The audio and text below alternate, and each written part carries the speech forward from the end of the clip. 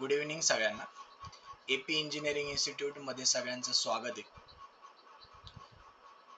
आपण आज 1996 पासून ते 2023 पर्यंत जे काही MPSC ने डिस्क्रिप्टिव्ह पेपर घेतलेले आहे त्यांचं टॉपिक वाईज अनालिसिस, स्ट्रक्चरल सब्जेक्टचं टॉपिक वाईज अनालिसिस आपण घेऊन आलेलो आहे. या व्हिडिओमध्ये आपण 1996 पासून ते 2023 पर्यंत MPSC चे जे काही डिस्क्रिप्टिव्ह आतापर्यंत एक्झाम झाल्या त्याच्यात स्ट्रक्चरल सब्जेक्टवर कोणत्या टॉपिकवर किती मार्क्सला कोणत्या इयरला न्यूमरिकल विचारलेले त्या सगळ्यांचं अनालिसिस आज मी तुमच्याकडे घेऊन आलेलो आहे. नमस्कार, मी अक्षय पाटील. माझ्याबद्दल थोडीशी माहिती देतो. मी डायरेक्टर आहे एपी इंजिनिअरिंग इन्स्टिट्यूट नाशिक या कोचिंग इन्स्टिट्यूटचा. गेले 8 वर्षापासून आम्ही स्ट्रक्चरल सब्जेक्टमध्ये काम करतोय, मग ते प्रॅक्टिकल असो किंवा ते कोचिंग असो. गेले 8 वर्षापासून आपलं ऑफलाईन कोचिंग नाशिकमध्ये कार्यरत आहे. भरपूर विद्यार्थी आपल्याकडून शिकून गेलेले ऑफलाईन. नाशिकमध्ये तुम्ही कोणत्याही नामवंत कॉलेजमध्ये जा आणि तिथल्या नोटीस बोर्डवर, हेड ऑफ डिपार्टमेंटच्या सिव्हिल इंजिनिअरिंगच्या नोटीस बोर्डवर किंवा कॉलेजच्या नोटीस बोर्डवर टॉपर बघा, सब्जेक्ट टॉपर बघा, तो टॉपर आणि आपल्या वेबसाईटवर जा क्लासच्या आणि तिथे त्या टॉपरची डिटेल दिलेली आहे ती बघा. ते विद्यार्थी तुम्हाला आपल्याच इन्स्टिट्यूट मधून शिकलेले दिसतील. हे सांगायचं कारण काय? कारण की 8 वर्षांचा आमचा स्ट्रक्चरल सब्जेक्टचा अनुभव आम्ही ह्या वर्षापासून MPSCच्या विद्यार्थ्यांसाठी घेऊन आलेलो आहोत. ओके, तर माझ्याबद्दल स्पेशली थोडक्यात माहिती सांगतो. मी अक्षय पाटील. माझा जवळपास टीचिंग क्षेत्रामध्ये 8 वर्षांचा एक्सपिरियन्स आहे. मी सगळे civil engineering subject Pune university, Mumbai university आणि ज्या काही ऑटोनॉमस युनिव्हर्सिटी आहेत तिथे त्या सिलेबसला मी स्ट्रक्चरल सब्जेक्ट शिकवतो.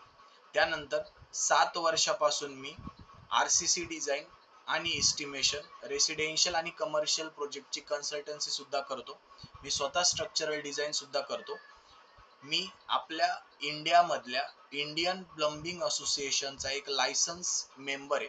आपल्या इंडियामध्ये प्लंबिंग रिलेटेड जे काही रूल्स बनवले जातात, जे काही IS कोड बनवले जातात, त्याची जी एक बॉडी आहे त्या असोसिएशनचा मी एक लायसन्स नंबर आहे. तुम्ही माझा हा लायसन्स नंबर चेक करू शकता. ओके, आणि त्याच्यानंतर पुढे नेक्स्ट आमच्या अचिव्हमेंट्स बद्दल सांगायचं झालं तर तेच मी तुम्हाला सांगितलं की प्रत्येक वर्षी कोणत्या ना कोणत्या नाशिक मधल्या इन्स्टिट्यूट मध्ये आमच्या इन्स्टिट्यूट मधून कोचिंग घेतलेला, मग ती डिप्लोमा असो का ती इंजिनिअरिंग असो, सिव्हिल इंजिनिअरिंग असो किंवा सिव्हिल इंजिनिअरिंग डिप्लोमा असो, तिथला टॉपर, त्या कॉलेजचा टॉपर हा आमच्या इन्स्टिट्यूट मधलाच असतो मोस्ट ऑफ द केस मध्ये. ओके, तुम्ही त्याची माहिती आपल्या वेबसाईटवर चेक करू शकता. आपली वेबसाईट आहे apenginiering.graphy.com. ही आपली वेबसाईट आहे. या वेबसाईटला नक्की व्हिजिट करा. इथे सिव्हिल इंजिनिअरिंग रिलेटेड तुम्हाला कॉम्पिटिटिव्ह एक्झाम रिलेटेड भरपूर सारं फ्री मटेरियल तुम्हाला तिथे अवेलेबल आहे, तुम्ही चेक करू शकता. त्यानंतर माझ्याबद्दल सांगायचं झालं तर मी नाशिक जिल्हा परिषद मध्ये माझं सिलेक्शन झालेलं आहे आता रिसेंटलीच. त्यानंतर मी MPSC मेन्स 2023 ची डिस्क्रिप्टिव्ह मी स्वतः दिलेली आहे.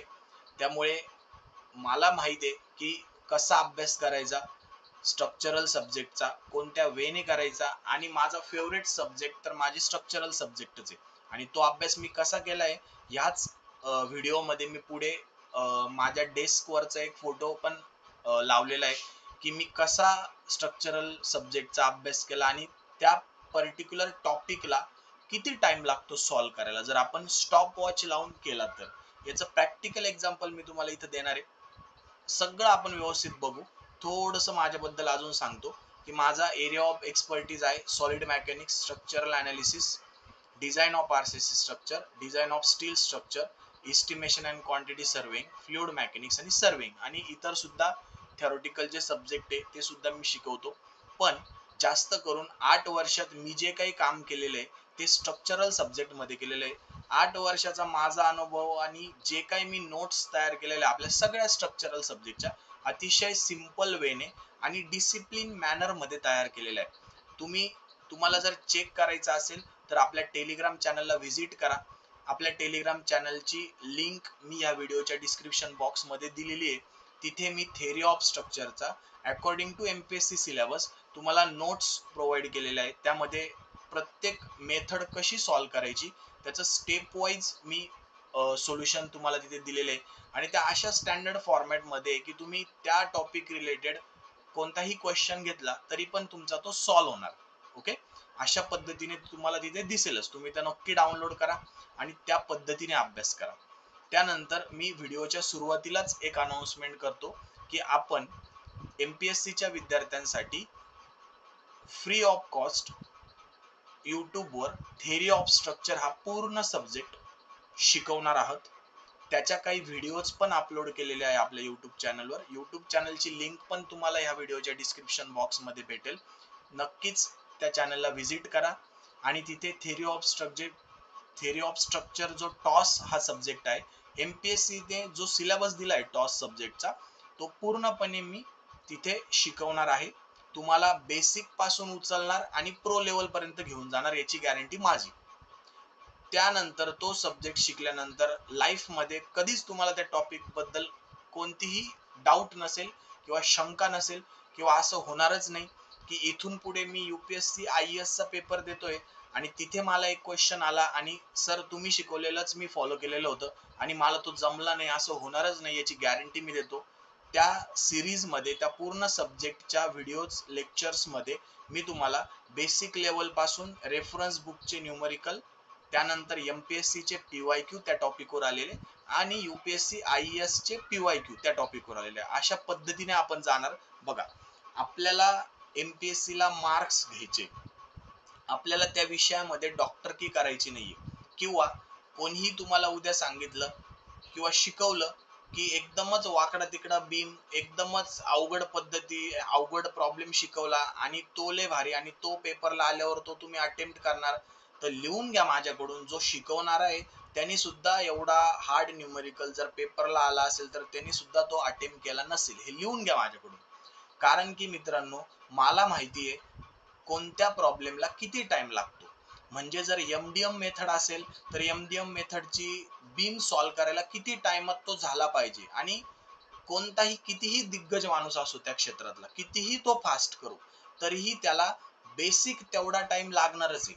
मग स्वेचा प्रॉब्लेम असो, 4 कॉलम असो, 4 कॉलमचा एमडीएमचा प्रॉब्लेम जर तुम्ही पेपरला सॉल्व्ह करायला घेतला तर लिहून घ्या माझ्याकडून 45 मिनिटांपेक्षा कमी टाइम तुम्हाला लागणारच नाही. एकदमच कोणी प्रो लेवल असेल तर 30 मिनिटं त्याच्यात घालवेल तो आणि 30 मिनिटांनीही त्या न्यूमरिकलची बरोबर यांची शाश्वती नसेल.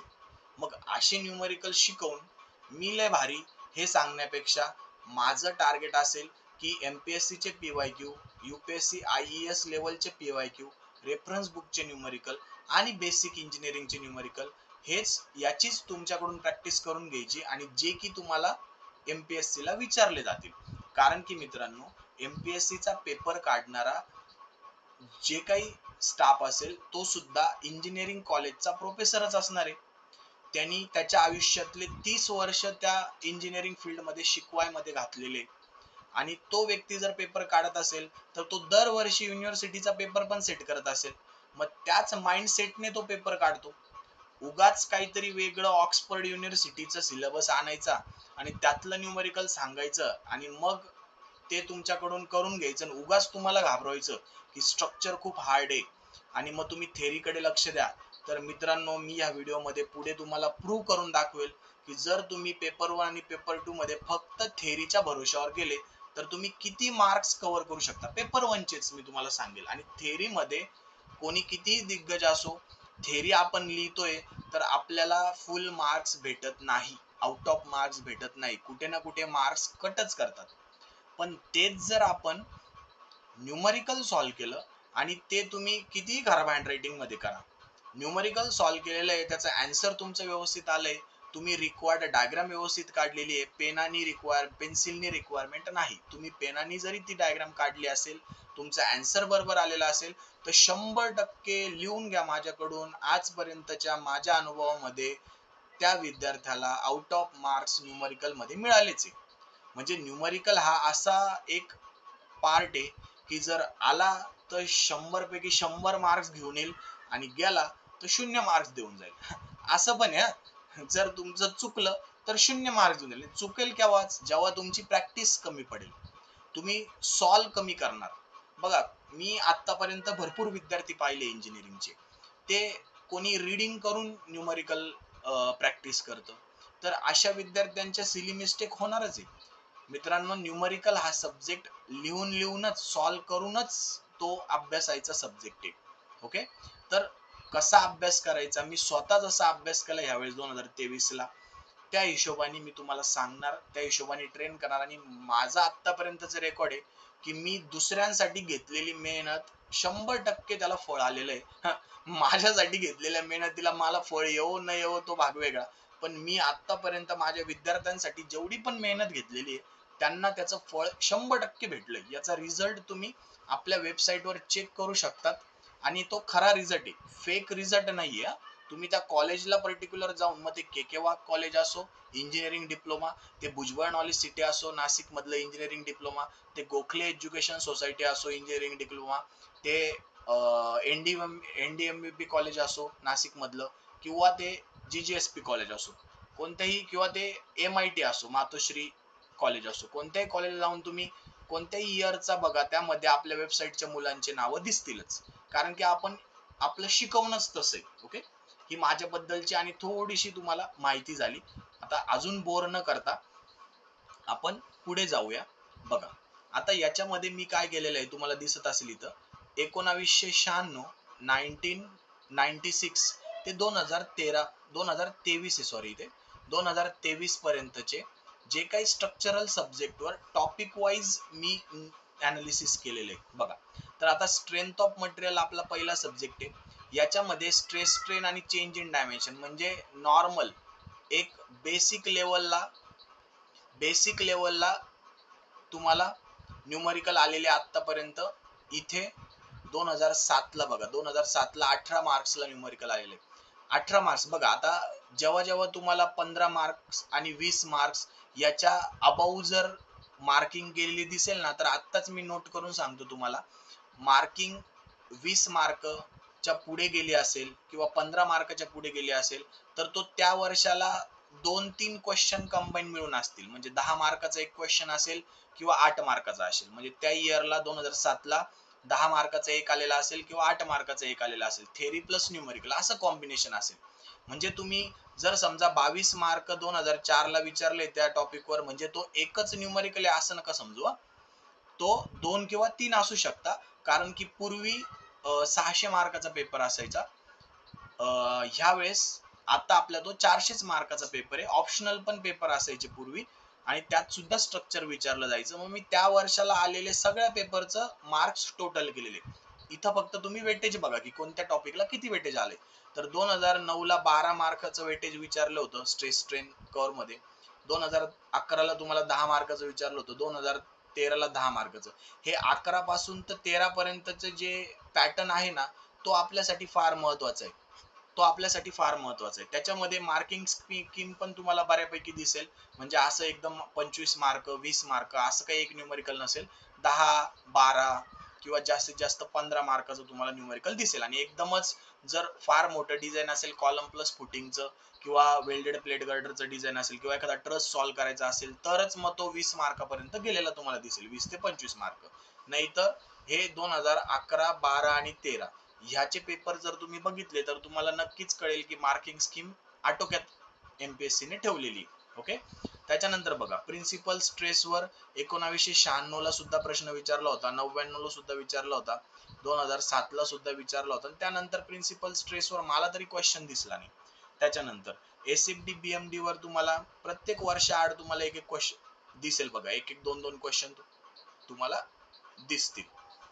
त्याच्यानंतर टॉर्शनच्या थेरीवर 1996 ला क्वेश्चन विचारला होता, 2022 ला विचारला होता, मग मध्ये विचारलाच नाही MPSC ने क्वेश्चन, आणि डायरेक्ट 2011 ला टॉर्शन वर क्वेश्चन विचारला आणि नंतर विचारला नाही, 2013 पर्यंत पण विचारलेला नव्हता.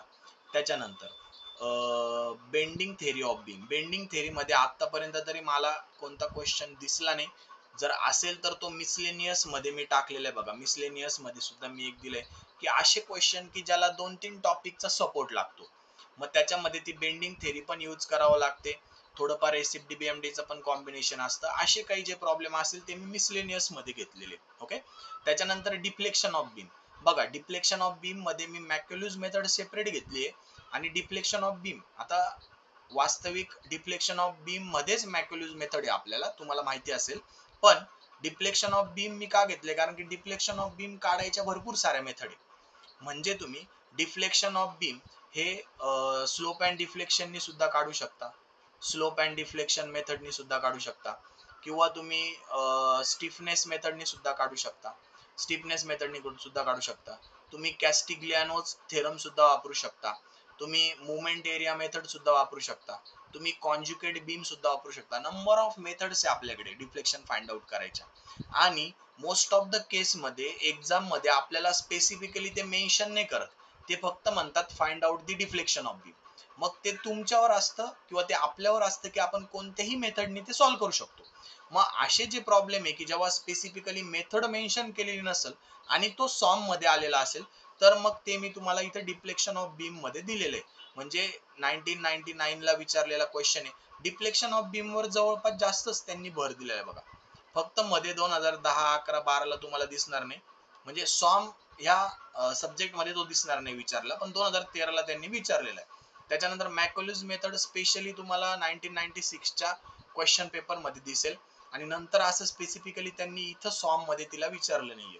त्याच्यानंतर 3 मुवमेंट थेरम तर विचारलेलाच नव्हता, मला दिसलाच नाही कुठे. डायरेक्ट 2011 ला विचारला आणि 2013 ला विचारला, आणि आता सुद्धा 2023 चं मी पुढे अनालिसिस केलेलंच आहे तुमच्यासाठी. तर 2023 चा अजून डिटेल मध्ये अनालिसिस आहे. तर त्याच्यामध्ये सुद्धा क्वेश्चन नंबर 1 मध्ये 2023 च्या क्वेश्चन नंबर 1 मध्ये तुम्हाला एक बीम दिसेल, एक प्रॉब्लेम दिसेल की त्यात फक्त त्यांनी सांगितलंय अनालाइज दी बीम. मग तो प्रॉब्लेम तुम्ही एमडीएम मेथडने सुद्धा सॉल्व्ह करू शकत होता, तो प्रॉब्लेम तुम्ही 3 मुवमेंट मेथडने सुद्धा सॉल्व्ह करू शकता. आता काही माझे मित्र असे होते की ज्यांना तो कळालाच नाही, त्यांनी त्याला सॉल्व्ह करायला घेतलं मॅक्युलस मेथड मध्ये. आणि तुम्ही जर थोडाफार तरी स्ट्रक्चरचा अभ्यास केलेला असेल तर तुम्हाला माहिती असेल की मॅक्युलस मेथड मध्ये आपल्याला सगळ्या रिएक्शन माहिती पाहिजे, सगळे लोड्स आपल्याला माहिती पाहिजे त्या बीम वरचे, तर आणि तरच आपण मॅक्युलस मेथडनी सॉल्व्ह करू शकतो. म्हणजे तो डिटर्मिनेट बीम पाहिजे इन शॉर्ट. तर आपल्याला 2023 ला जो क्वेश्चन आलेला होता क्वेश्चन नंबर 1 मध्ये, तो इनडिटर्मिनेट बीम होता पोरांनो. आणि त्याच्यामध्ये सुद्धा मुलांनी काय केलं, मॅक्युलस मेथड रट्टा मारलेला होता, शिकवलं आम्हाला, चला मॅक्युलस मेथड असा प्रॉब्लेम दिसला, मॅक्युलस मेथडने सॉल्व्ह करायला गेले आणि पहिल्या आणि दुसऱ्या स्टेप मध्ये गंडून गेले. कसे गंडून गेले की त्यांना सॉल्व्हच करता नाही आलं ना. मॅक्युलस मेथड मध्ये आपण काय करतो, सेक्शन टाकतो आणि मुवमेंट घेतो. आता मुवमेंट घेण्यासाठी तुला रिएक्शन तर माहिती पाहिजे ना मित्रा. त्याच्यासाठी तुला पहिले क्वेश्चन बघितल्यावर समजलं पाहिजे की हा कोणत्या मेथडने मी सॉल्व्ह करू शकतो. आणि हा प्रॉब्लेम केव्हा येतो, लॅक ऑफ कॉन्फिडन्स आणि तुमचं लॅक ऑफ प्रॅक्टिस याच्यामुळे हा प्रॉब्लेम होतो की आपल्याला क्वेश्चनच कळत नाही की कोणत्या टॉपिक वरचा, आणि त्याला सुरू केल्यानंतर कळतं अरे चुकलो. म्हणजे 15 मिनिटं त्याच्यात वाया गेले आणि त्याच्यानंतर तुम्हाला कळतंय 15 मिनिटाचं महत्व फार आहे बरं का एमपीएससी मध्ये. तुम्हाला कळेलच पुढे, मी अनालिसिस त्याचं केलेलं आहे. ठीक आहे, असो, बघा लक्ष द्या. त्याच्यानंतर बकलिंग थेरी ऑफ कॉलम मध्ये आपल्याला 2008 ला क्वेश्चन आलेला दिसतो आणि डायरेक्ट 2013 ला आलेला क्वेश्चन दिसतो. त्याच्यानंतर बघा थेरी ऑफ स्ट्रक्चर, टॉस. आणि मी तुम्हाला व्हिडिओच्या सुरुवातीलाच सांगितलं की आपण थेरी ऑफ स्ट्रक्चर हा सब्जेक्ट फ्री ऑफ कॉस्ट तुम्हाला युट्यूब वर शिकवतोय. त्याच्यामध्ये प्रो टू यूपीएससी आयएएस लेवलचे पीवायक्यू पर्यंत तुमची प्रॅक्टिस करून घेतली जाईल. रेफरन्स बुक आणि एमपीएससी चे पीवायक्यू पण तुम्हाला त्याच्यात दिसतील. नक्कीच तो कोर्स तुम्ही बघावा, नक्कीच तुम्हाला त्याचा फायदा होईल आणि कॉन्फिडन्स बिल्टअप होईल. आणि कॉन्फिडन्स बिल्टअप झाला का त्या कोर्सला तिथे कमेंट करून मला सांगा की सर खरंच आमचा कॉन्फिडन्स बिल्टअप झाला. बघा लक्ष द्या. आता analysis of beam. Analysis of beam मध्ये आतापर्यंत तरी आपल्याला असं स्पेशली काही, म्हणजे हे जे मी इकडे टाकले ना डिफ्लेक्शन ऑफ बीम मध्ये, किंवा असा जसा आपला 2023 ला क्वेश्चन आला की अनालाइज दी बीम, तसे असे स्पेसिफिकली नाही आले, मेथड वर आले. त्याच्यानंतर फ्रेम्स अँड ट्रसेस मध्ये सिम्पली सपोर्टेड ट्रस वर आतापर्यंत एमपीएससी ने फार भर दिलाय बघा. 1999 त्याच्यानंतर 2004, 2007, त्याच्यानंतर 2009, त्याच्यानंतर 2010.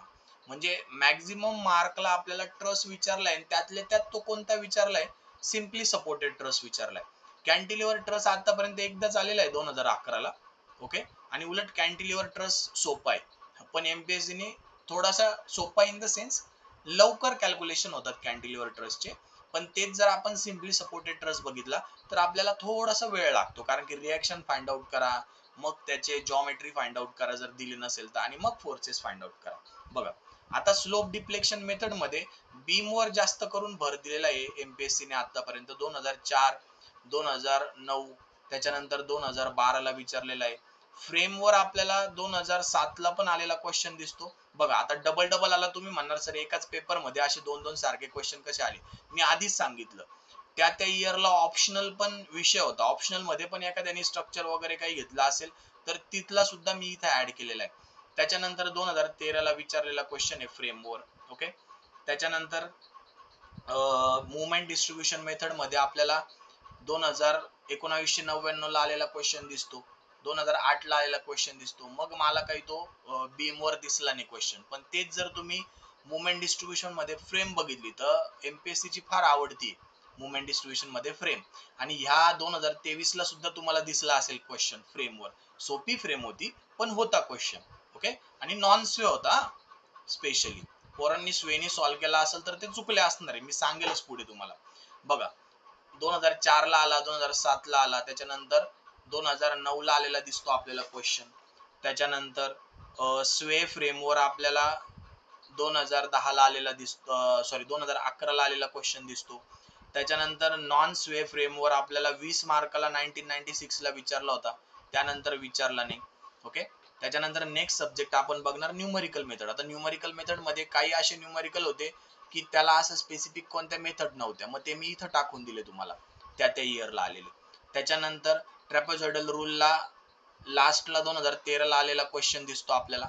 त्याच्यानंतर सिम्पसन्स रूलला पण भरपूर वेटेज दिलेलं आहे, सिम्पसन्स 1/3 रूल, मग 3/8 रूल असो, एमपीएससी ने वेटेज दिले. त्याच्यानंतर न्यूटन रॅप्सन मेथड सुद्धा भरपूर वेळेस विचारली, तुम्ही बघू शकता. जवळपास आतापर्यंत 2013 पर्यंत 58 मार्क्स ला आलेली.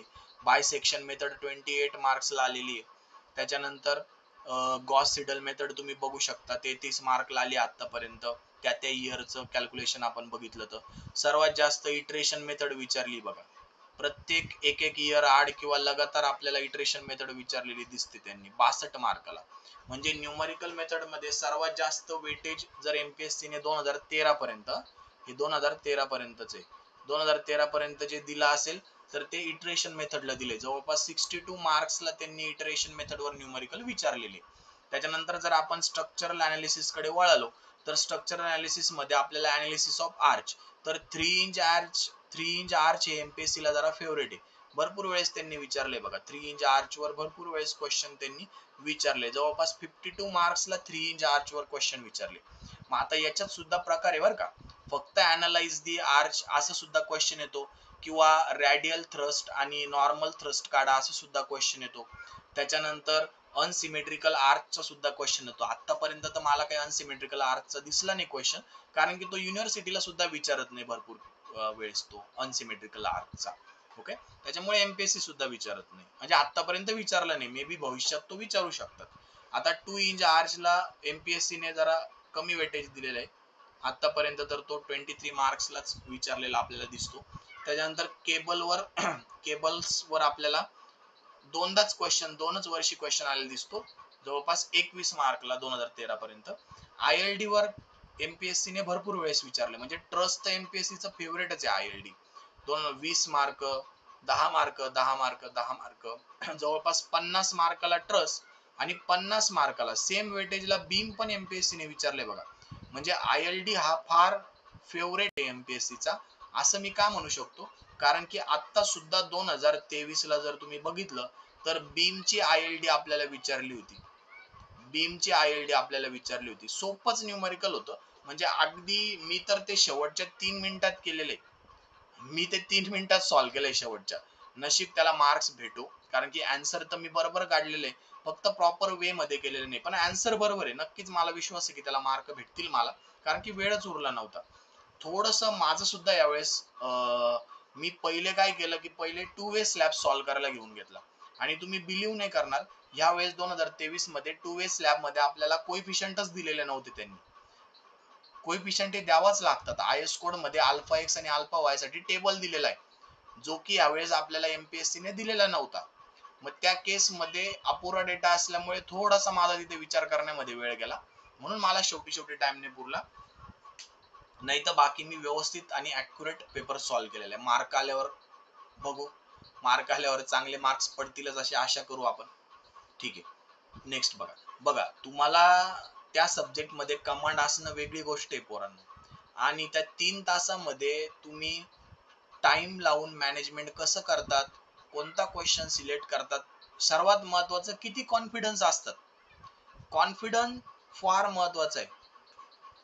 कॉन्फिडन्स जर तुम्ही पेपर 1 ला कॉन्फिडन्स झाले तर नक्कीच सांगतो पेपर 2 ला 10-20 मार्कचं तुम्ही जास्तच लिहून येणार आणि जर पेपर 1 तुमचा खराब गेला तर नक्कीच सांगतो की पेपर 2 ला 15-20 मार्काचं तर तुम्ही अटेम्प्टच करू शकणार नाही, येत असून पण अटेम्प्ट करता येणार नाही. असं का होतं तर कॉन्फिडन्स मुळे होतो आणि हाच कॉन्फिडन्स मी तुम्हाला आणण्याचा ह्या वेळेस प्रयत्न करणार आहे. ह्या 2024 मध्ये नक्कीच 26 पोस्ट मध्ये 26 पोरांना जर माझ्याकडे तुम्ही शिकलात स्ट्रक्चरल सब्जेक्ट तर गॅरंटी देतो पेपर 1 मध्ये आपल्याला 150 पेक्षा जास्त मार्क पडतील म्हणजे पडतील याची गॅरंटी माझी. एवढी आपण प्रॅक्टिस करून घेऊ आणि ते जर पडले पेपर 1 जर माझा स्ट्रॉंग झाला तर लिहून देतो तुम्हाला पेपर 2 तुमचा एकदम भारी जाणार. कारण की कॉन्फिडन्स फार मॅटर करतो. जर कोणी एमपीएससी 4-5 वर्षापासून देत असेल आणि त्याला कळत असेल माझं सांगणं, ओके, तर बघा लक्ष द्या. आता त्याच्यानंतर स्टिफनेस मॅट्रिक्स पण एमपीएससीच्या फार आवडते, फार म्हणजे फार आवडते. जवळपास 72 मार्काला तुम्ही बघू शकता. 72 मार्काला आतापर्यंत 2013 पर्यंत 72 मार्क्सला एमपीएससी ने स्टिफनेस मॅट्रिक्स विचारले. प्रत्येक इयरला जवळपास विचारलंच आहे त्यांनी. त्याच्यानंतर बीम वर क्वेश्चन विचारला. फ्रेमवर आतापर्यंत मला काही स्टिफनेस मॅट्रिक्स वर क्वेश्चन दिसला नाही एमपीएससीचा. फ्रेमवर दिसला नाही. फ्लेक्झिबिलिटी मेथड मध्ये एकदाच 10 मार्काला आला होता. बीम वर पण आलेला आहे बघा. बीम वर क्वेश्चन आलाय 20 मार्काला आणि फ्रेम आवडती फ्लेक्झिबिलिटी मेथड मध्ये. आणि बघा जर तुम्ही फ्लेक्झिबिलिटी मेथड एमपीएससी ला निवडली सोडवायची मग ती फ्रेम असो का बीम असो 100% लिहून देतो तुमचे 30 ते 40 मिनिटं तुमचे या न्यूमेरिकल मध्ये जातील आणि तरीही तुम्हाला कॉन्फिडन्स नसेल. आतापर्यंतचा माझा अनुभव लिहून घ्या. फ्लेक्झिबिलिटी मेथड घ्यायचीच नाही सॉल्व्ह करायला, हे लक्षात ठेवा नेहमी. तुम्ही माझ्याकडे शिका नका घेऊ, फ्लेक्झिबिलिटी मेथड घेऊच नका तुम्ही, कारण की तिथे सिली मिस्टेक होण्याचे चान्सेस फार असतात. असो तो तुमचा निर्णय, पण माझं सांगितलं तर फायद्यातच राहणार माझं ऐकलं तर. त्याच्यानंतर बघा आता स्टील स्ट्रक्चर मध्ये जवळपास प्लास्टिक अनालिसिस मध्ये फार कमी एकदाच विचारलेला क्वेश्चन येतो, पण थेरी क्वेश्चन असेल आय थिंक. प्लास्टिक अनालिसिसचा थेरी क्वेश्चन असेल. बोल्टेड कनेक्शन वर आतापर्यंत 2 वर्षी विचारलेलं होतं 20 मार्काला. त्याच्यानंतर वेल्डेड कनेक्शन एमपीएससी चं फेवरेट आहे बघा. 15-23 इथं 23 म्हणजे इथं 1-2 किंवा 3 क्वेश्चन विचारलेले असतील.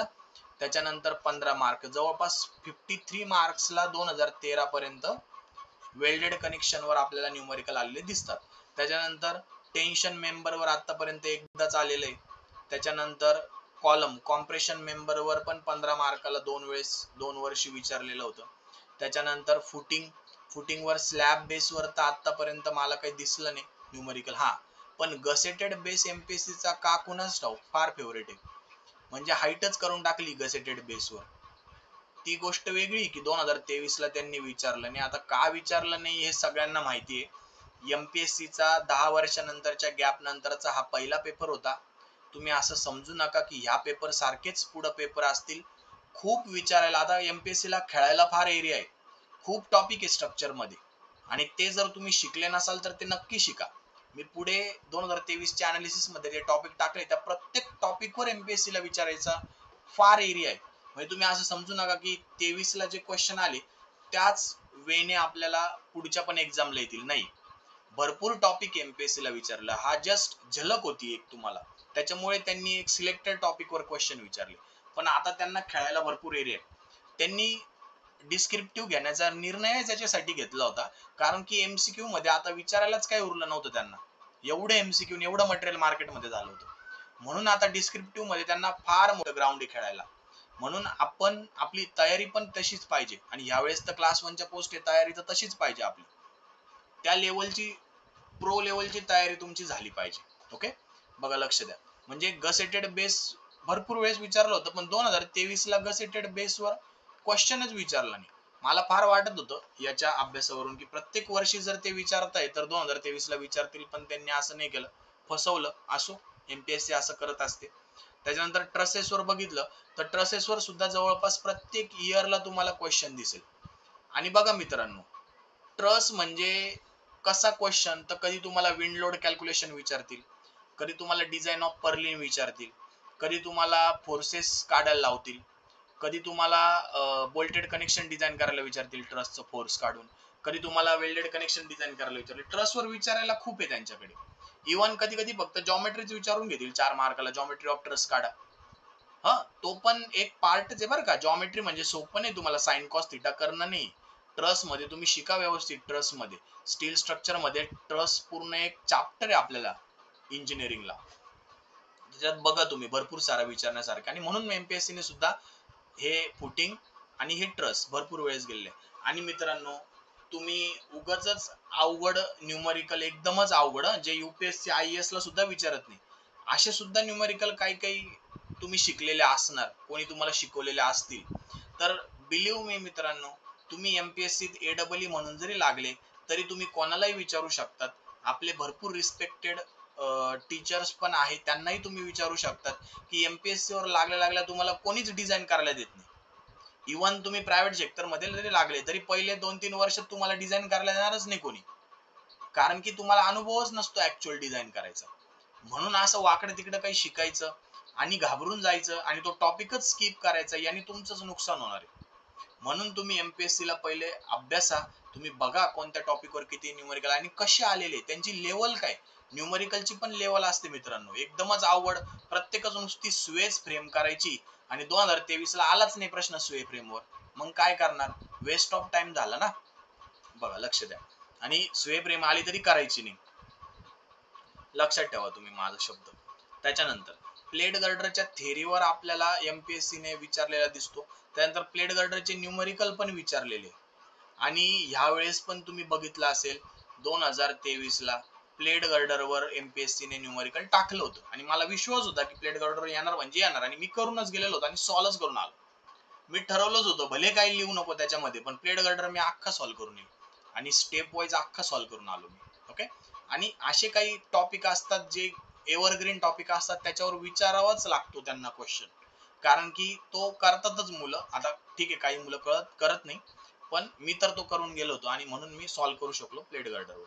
त्याच्यानंतर मिसलेनियस वर तुम्ही बघितलं तर असे काही न्यूमरिकल होते की ज्याला कळतच नव्हतं, त्याला 2-3 युनिटचं, 2-3 चॅप्टरचं, 2-3 टॉपिकचं कॉम्बिनेशन लागत होतं आणि तेव्हा तो न्यूमरिकल सॉल्व्ह होता. असे पण न्यूमरिकल एमपीएससी विचारू शकते आणि विचारलेले पण येते आतापर्यंत. बघा, आता आरसीसी वर आपण बघितलं तर वन वे स्लॅब मध्ये सिम्पली सपोर्टेड स्लॅबला आपल्याला क्वेश्चन आलेला दिसतो एमपीएससीचा. ओके, सिम्पली सपोर्टेड स्लॅबला वेटेज दिलंय. कॅन्टिलिव्हर स्लॅबला आतापर्यंत मला काही आरसीसी मध्ये क्वेश्चन एमपीएससी ने विचारलेला दिसला नाही. हा, पण कंटिन्युअस स्लॅबला क्वेश्चन विचारलेला दिसला आणि तो पण मागच विचारला होता. आणि मित्रांनो, मी तुम्हाला सांगतो, डिस्क्रिप्टिव्ह पेपर सॉल्व्ह करताना इव्हन इंजिनिअरिंगच्या मुलांना सुद्धा मी सांगतो की कंटिन्युअस बीम असो का कंटिन्युअस स्लॅब असो, बिलकुल त्याला डायरेक्ट बायकॉट करायचं, त्याला सॉल्व्ह करायला घ्यायचंच नाही, कारण की फार लेंदी प्रॉब्लेम होऊन जातो मित्रांनो. जवळपास 1 तास लागतो जर प्रॉपर तुम्हाला 20 मार्क घ्यायचे असेल. आणि बिलीव्ह मी पोरांनो, मी अख्ख्या महाराष्ट्रातल्या क्लासच्या नोट्स बघितल्या, मी फॉलो कोणाच्याच केल्या नाही, कारण की मीच 8 वर्षापासून काम करतोय त्या क्षेत्रामध्ये.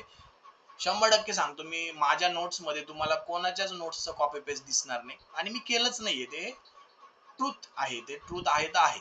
तर मी सगळ्यांच्या नोट्स माझ्या मित्रांनी क्लासेस लावले होते, मी बघितल्या.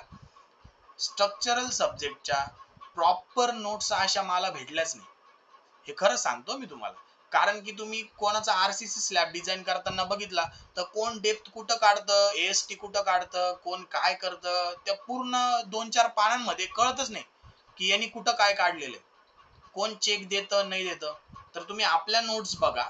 आपल्या नोट्स सिस्टमॅटिक वे मध्ये, म्हणजे माझ्या मित्रांनी पण ज्यांनी माझ्या नोट्स फॉलो केल्या ते सुद्धा, मी त्यांचा इंटरव्ह्यू सुद्धा घेईल आणि ते तुम्हाला सांगतील की किती प्रॉपर, किंवा तुम्ही स्वतः सुद्धा बघणार की स्टेप वाईज तुम्हाला डेप्थ आलेली दिसेल. बघा, आतापर्यंत 8 वर्षामध्ये माझा अनुभव आहे, म्हणून मी तुम्हाला सांगतोय काय की पेपर चेक कसा केला जातो. स्ट्रक्चरल सब्जेक्ट का स्टेप वाईज चेक केला जातो. हा, यांनी डेप्थ काढली का द्या मार्क, यांनी इफेक्टिव्ह लेंथ काढली का द्या मार्क, यांनी मुवमेंटचा चेक दिलाय का द्या मार्क, त्याच्यानंतर यांनी स्टील कॅल्क्युलेशन केलंय का द्या मार्क, यांनी डायग्राम काढली का द्या मार्क. असे स्टेप वाईज मार्कांची स्कीम असते, एक एक 2-2 मार्काला.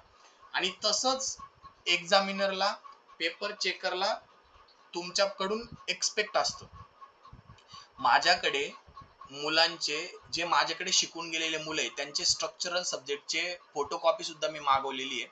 प्लस थेरी सब्जेक्टची सुद्धा फोटोकॉपी मागवली. जे टॉपर आलेले त्यांचं पेपर लिहिण्याची सवय बघा, जी की मी त्यांना लावलेली आहे, त्यांना त्याचा रिझल्ट पण भेटलेला आहे. अशाच पद्धतीने पेपर लिहावा लागतो. नाहीतर आपल्याला कळतच नाही की कुठं स्टील काढलं, कधी त्यांनी स्टील काढायला सुरुवात केली आणि कधी डेप्थ काढायला सुरुवात केली, हा व्हॅल्यू त्यांनी कुठून घेतली हे माहितीच नाही राहत मुलांना, आणि करतच नाही एकदम फास्ट मध्ये. म्हणजे हे तुम्ही जे व्हिडिओ माझी बघत असणार त्यांना सुद्धा हा अनुभव असेल की त्यांनी स्लॅबचं डिझाईन कसं केलं असेल. आणि तुम्हाला मी आता 2023 चा पेपर 1 चं पूर्ण सोल्युशन काढलेलं आहे. ते सोल्युशन टेलिग्राम ग्रुप्सवर अवेलेबल आहे, तुम्ही ते बघा. त्याच्यामध्ये मी स्लॅब कसा सॉल्व्ह केलाय तो बघा, मी प्लेट गर्डर कसा सॉल्व्ह केलाय स्टेप वाईज तो बघा. आणि अशीच सिस्टमॅटिक वे मध्ये आपल्याला सॉल्व्ह करावा लागतो, तर आणि तरच आपल्याला मार्क भेटतात. आणि हे 100% तुम्ही माझ्याकडून लिहून घ्या. अशीच सवय तुम्ही लावा, तेव्हाच तुम्हाला 150 प्लस मार्क भेटतील म्हणजे भेटतील. आणि एका डिसिप्लिन वे मध्ये जर आपण लिहिलं ना, आपला आन्सर जरी चुकला असलं डिझाईन सब्जेक्ट, बघा डिझाईन मध्ये आन्सर कधीच चुकत नाही. आता तुम्हाला कोणाकोणाला हे स्टेटमेंट नडू शकतं, पण आतापर्यंतचा माझा अनुभव आहे, मला माहिती आहे की डिझाईन मध्ये उत्तर कधीच चुकत नाही. कारण की तुमचे ॲझम्पशन वेगळे असतात. कोणी कव्हर 20 mm अज्युम करतं, कोणी कव्हर 30 mm अज्युम करतं, कोणी डायमीटर ऑफ बार समजा आरसीसी डिझाईन असेल तर कोणी 10 mm चा अज्युम करतं, कोणी 8 mm चा अज्युम करतं. तुमच्या उत्तराला मार्क नाही, तुमच्या स्टेपला मार्क आहे.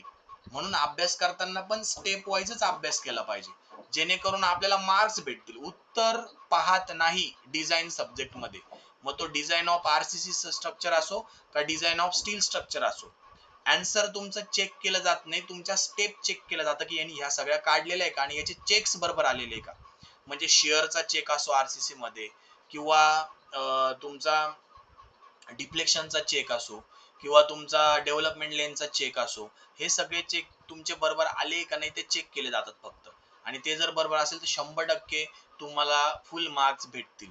कंडिशन एकच आहे की तुम्ही डिटेलिंग. हा, आणि अजून एक सांगतो मी, आपल्या सोल्युशन मधली डिटेलिंग बघा, तुम्ही खरंच डिटेलिंग बघा की स्लॅबची डिटेलिंग मी कशी केलेली. त्याच्या बाहेर डिटेलिंग करायचीच गरज नाही तुम्हाला. डिटेलिंग साठी आपण SP16 यूज करतो, SP36, SP16 आणि जे काय आरसीसी चे आयस कोड असतील ते आपण यूज करतो. त्याच्यात डिटेलिंग बघा तुम्ही कशी केलेली, त्या वाईज आपण डिटेलिंग दिलेली आणि तशीच डिटेलिंग करावं लागते, तरच आपल्याला 100% मार्क भेटतात. म्हणजे आरसीसी स्ट्रक्चरल डिझायनरचं काम काय राहतं, तो फक्त डिझाईन करून द्यायचं आणि कोणता बार कुठं आहे हे जर त्या इंजिनियरला, साईटवरच्या इंजिनियरला कळालंच नाही, तर त्याला कसं काय समजणार आहे की स्लॅब मध्ये बॉटमला कोणतं स्टील आहे, मेन स्टील कोणतं आहे, डिस्ट्रीब्युशन स्टील कोणतं आहे, बरोबर ना. तर डिटेलिंग फार महत्वाची असते आणि तीच डिटेलिंग मी तुम्हाला माझ्या सोल्युशन मध्ये दिलेली. तुम्ही आपलं सोल्युशन चेक करा. 2023 चं पेपर 1 चं सोल्युशन मी टेलिग्राम ग्रुपवर टाकलेलं आहे, किंवा ह्या व्हिडिओच्या डिस्क्रिप्शन बॉक्स मध्ये सुद्धा मी ते सोल्युशन तुम्हाला देईल. तुम्ही ते सोल्युशन चेक करा. आजपर्यंत तुम्ही कोणाकडेही शिकलेले असणार, त्यांनी तुम्हाला स्लॅबचं कसं डिझाईन करून दिलंय आणि कसं सोल्युशन दिलंय ते तुम्ही चेक करा. बघा, मी कोणाचीही इथं बुराई करत नाही, किंवा मी म्हणत नाही की कोणी वाईट शिकवलंय तुम्हाला. सगळे लोक त्याच्या त्याच्या परीने बेस्ट देण्याचाच प्रयत्न करतात. आणि एक शिक्षक फील्ड ही अशी, एक शिक्षक असा असतो की तो त्यांच्या त्यांच्या पद्धतीने बेस्ट देण्याचा प्रयत्न करतो. पण मला जे दिसलं की जी डायग्राम ड्रॉ केली जाते, जी डिटेलिंग दिली जाते, ती फार कमी डिटेलिंग दिली जाते. आणि मित्रांनो, स्ट्रक्चरल सब्जेक्टला, डिझाईन सब्जेक्टला डिटेलिंग महत्वाचीच आहे. शेवटचे 2 मार्क लिहून घ्या माझे. पेपर तुम्ही फोटोकॉपी मागवा जर एमपीएससी देईल तुम्हाला, तर शेवटचे 2 मार्क हे तुम्हाला डायग्राम वरच असतात. तुम्ही डिटेलिंग कशी, कारण की मेन टार्गेट काय तुमचं डिझाईन सब्जेक्टचं, टार्गेट हे तुमचं नंबर ऑफ बार्स काढणं, त्याची स्पेसिंग काढणे, आणि तीच जर तुम्ही व्यवस्थित दाखवली नाही तर तुम्हाला मार्क्स कस काय भेटतील. ओके, चला मग आता पुढे मी काय सांगत होतो की कंटिन्युअस बीम तुम्हाला कधी सॉल्वच करायला घ्यायचं नाही, मग स्लॅब असू बीम असू, कारण की फार वेळ खाऊ आहे, फार लेंदी आहे. जर तुम्हाला प्रॉपर 20 मार्क पाहिजे असेल ना, जवळपास 1 तास लागतो तुम्हाला डिझाईन करायला तो. आणि लिहून घ्या, 1 तास लागेलच तुम्हाला डिझाईन करायला. प्रॉपर डिटेलिंग म्हणतोय. कोणी म्हणा मी 15 मिनिटात डिझाईन करून फेकतो कंटिन्युअस बीम, तर त्याला 15 मिनिटासारखेच मार्क भेटतात. बिलीव्ह मी, तेवढेच मार्क भेटतात. बघा आता टू वे स्लॅब मध्ये आतापर्यंत अनरिस्ट्रेन वर एकदाच आलेला आहे, आणि ह्यावेळेस 2023 ला विचारलेला क्वेश्चन होता टू वे स्लॅब वर, आणि त्याच्यात सुद्धा त्यांनी अल्फा एक्स अल्फा वायच्या व्हॅल्यू दिलेल्या नव्हत्या, इनकम्प्लीट डाटा होता. आणि असं नका समजू बरं का एमपीएससी फार दिग्गज आहे ती चुकत नाही. यावेळेस पण मी तुम्हाला पेपर मध्ये चुका दाखवून दिली एमपीएससीच्या, टायपिंग मिस्टेक असो किंवा ह्या असा अपुरा डाटा असो. ओके, असं तर त्यांनी मार्क द्यायला पाहिजे आपल्याला, पण ठीक आहे असो, आता ते काय करतात त्यांना माहिती. बघू, रिझल्ट आल्यावर कळेलच. आता डिझाईन ऑफ बीम मध्ये आपल्याला कॉन्स्टंट डिझाईन करण्यासाठी आतापर्यंत बघा 2011ला इथे 2011 आहे ती, 2011 आणि 2013, 2011ला क्वेश्चन आलेला दिसतो बघा, 2011-12ला क्वेश्चन आलेला दिसतो डिझाईन कॉन्स्टंट वर. बीम मध्ये सर्वात पहिला टॉपिक आपण शिकतो आरसीसी मध्ये डिझाईन कॉन्स्टंट काढणं, आणि त्याच्यावर आतापर्यंत विचारला नाही, पण इकडे जवळपास 2012-13ला विचारलेला क्वेश्चन होता 15 मार्काला. त्याच्यानंतर सिंगली रेनफोर्स वर काही मला दिसला नाही, डब्ल्यू वर दिसला नाही, पण प्लेन सेक्शन वर एमपीएससी ला फार प्रेम आहे. प्लेन सेक्शन वर एमपीएससी ने जवळपास 37 मार्क्सला आपल्याला विचारलेलं दिसतंय. त्याच्यानंतर शिअरच्या डिझाईन मध्ये 2013ला विचारलंय, 2010ला विचारलंय, 15ला विचारलंय. शिअरचं डिझाईन सुद्धा एमपीएससीचं फेवरेट आहे, आणि ते असायलाच पाहिजे, सोपं डिझाईन आहे. त्याच्यानंतर टॉर्शन वर मला काही दिसलं नाही. हा, कंटिन्युअस बीम वर पण एमपीएससी ने फार भर दिलाय. आणि परत एकदा सांगतो, कंटिन्युअस बीम 10 मार्काला तर मूर्ख माणूस येतो जर 10 मार्काला कंटिन्युअस बीम सॉल्व्ह करायला गेल तर. का असं सांगतोय, कारण की वेस्ट ऑफ टाइम आहे पोरांनो. 10 मार्क तुम्ही जर अर्धा तास लावणार आणि 10 मार्क घेणार, काहीच तुमचं झिरो झिरो अभ्यास आहे मग तो. आणि खरं तसं असतं, कंटिन्युअस बीम आणि कंटिन्युअस स्लॅब घ्यायचंच नाही सॉल्व्ह करायला तुम्हाला, त्याला तुम्हाला फुल मार्क्स देणारच नाही. जेवढा तुम्ही त्याला मेहनत घेणार ना सॉल्व्ह करायला, तेवढ्या तोडीस तोड तुम्हाला त्याला मार्क्स भेटणार नाही, एक्झामिनर देणार नाही, कारण की एक्झामिनरची फार अपेक्षा असते. म्हणजे कंटिन्युअस बीम जर आपल्याला डिझाईन करायचा आहे तर तो कॉर्नरला एल बीम म्हणून डिझाईन करायचा, सेंटरला प्लेन सेक्शन टी सेक्शन म्हणून डिझाईन करायचा.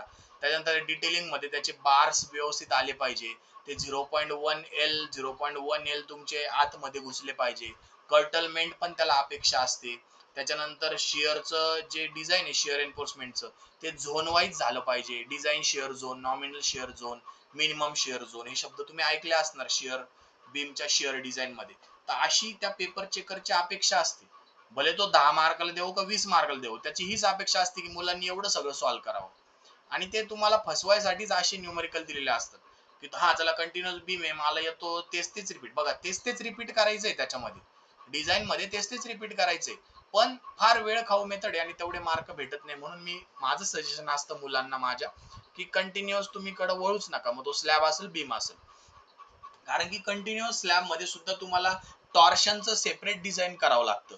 कॉर्नरला जी टॉर्शनची जाळी देता ना, डबल जाळी देता कॉर्नरला, LX/5 LX/5 ची जाळी देता, मग ती आयएस कोड नुसार D10 D9 D8 D1.1 ह्या क्लॉजनी ती आपल्याला डिझाईन करायची असते IS 4x6 ने.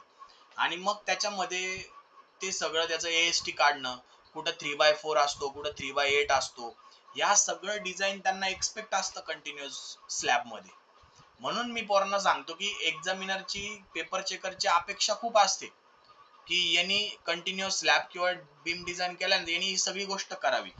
आणि तो फसवण्यासाठीच देतो, कारण की पोरं जर याच्या मागे लागले ना तर हमखास 1 तास चालला जातो आणि तुम्हाला तेवढा आउटपुट पण भेटत नाही. म्हणून मी एक कन्क्लुजन सांगतो तुम्हाला की कंटिन्युअस कडे जीव तोडून सांगतो, कंटिन्युअस घेऊच नका सॉल्व्ह करायला तुम्ही. शेवटी घ्या, जर काहीच येत नाही पेपरामध्ये टाइम उरला आपल्याकडे, तेव्हा मग त्याला सॉल्व्ह करायला घ्या, तोपर्यंत घेऊ नका. त्याच्यानंतर डिझाईन ऑफ कॉलम मध्ये बघा, ऍक्च्युअली लोडेड कॉलम पण फेवरेट एमपीएससीचं आणि सोपं पण येते. त्या हिशोबाने त्यांनी विचारलेलं पण आहे. आता पण 2023 ला सुद्धा ऍक्च्युअली लोडेड कॉलमचा तुम्हाला क्वेश्चन दिसेल एमपीएससी ने विचारलेला. त्याच्यानंतर युनिऍक्सियल पूर्वी विचारायची, पण त्याच्यानंतर युनिऍक्सियलचं कसं प्रॉब्लेम आहे, युनिऍक्सियल साठी एमपीएससी ला क्वेश्चन पेपरच्या माग चार्ट द्यावे लागतात चार्ट द्यावे लागतात त्याला इट्रे काहीतरी चार्टचं नाव आहे काहीतरी, मला आता आठवत नाही. ते आपल्या आयएस कोड मध्ये दिलेले ते चार्ट एमपीएससी ला स्पेशली प्रिंट करावं लागतं. मग तो कंटाळा असो किंवा एवढं कशाला पेपर वाया घालवायचे, म्हणून एमपीएससी ने पूर्वी फॉर्म केला ते विचारायचा. नंतर काही युनिऍक्सियल आणि बायऍक्सियल ला सुद्धा चार्ट लागतात. इंटरॅक्शन डायग्राम का काहीतरी म्हणतात त्याला, चार्ट असतात. ते चार्ट वरून आपल्याला मुवमेंटच्या व्हॅल्यू आणि पीटी पर्सेंटेजची व्हॅल्यू काढावं लागते. बघा, आतापर्यंत विचारलं नाही म्हणजे एमपीएससी आपल्याला विचारणार नाही असं नाही बरं का. आपल्याला सगळं शिकायचं सगळं आहे, पण त्यातलं करायचं काय आणि कोणतं प्रोबॅबिलिटी जास्त यायची या 2024 ला किंवा इथून पुढच्या एक्झामला, ते मी तुम्हाला व्यवस्थित सांगेल.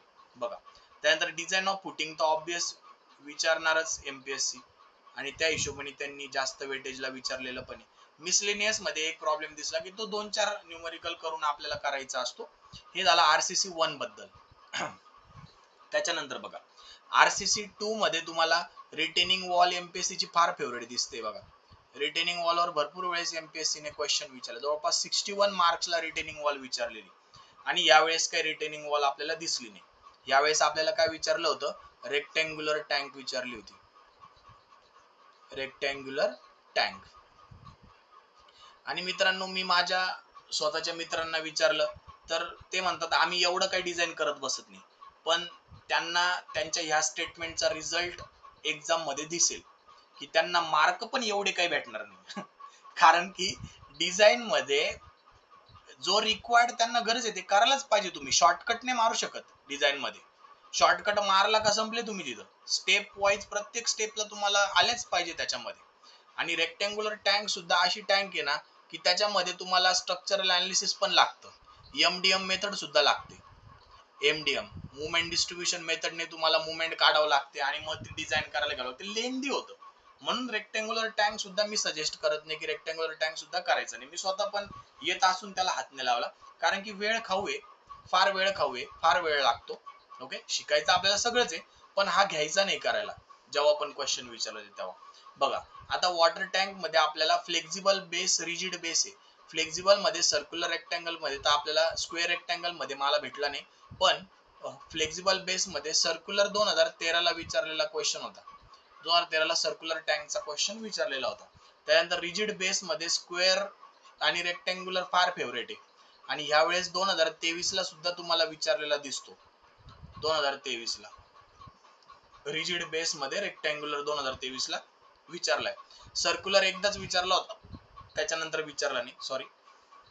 त्याच्यानंतर बिल्डिंग फ्रेमवर आतापर्यंत मला दिसत नाही क्वेश्चन. बघा, आता माझ्या माहितीप्रमाणे बिल्डिंग फ्रेम हा कोणता टॉपिक आहे, पूर्वीच्या सिलेबस मध्ये म्हणजे पुणे युनिव्हर्सिटीच्या जवळपास 2014च्या सिलेबस मध्ये, 2014च्या पॅटर्न नुसार, 2012-14च्या पॅटर्न नुसार, तेव्हा आपल्याला स्ट्रक्चरल डिझाईन मध्ये असे सब्जेक्ट होते. स्ट्रक्चरल डिझाईन 1 होता, म्हणजे हा स्टील स्ट्रक्चर होता. त्याच्यानंतर स्ट्रक्चरल डिझाईन 2 होता, म्हणजे हा आरसीसी होता. जर कोणी 2016चे पास आउट असणार माझ्यासारखे तर तेव्हा तुम्हाला कळेल की तुम्ही हा दिलेला असेल. आणि स्ट्रक्चरल डिझाईन 3 होता, हा तुमचा प्रीस्ट्रेस अँड वॉटर टँक आणि रिटेनिंग वॉल. इथं SD3 मध्ये आपल्याला सिलेबस आणि अर्थक्वेक पण होतं, याच्यामध्ये अर्थक्वेक डिझाईन पण होतं. याच्यामध्ये आपल्याला बिल्डिंग फ्रेम दिसेल, बिल्डिंग फ्रेम टॉपिक.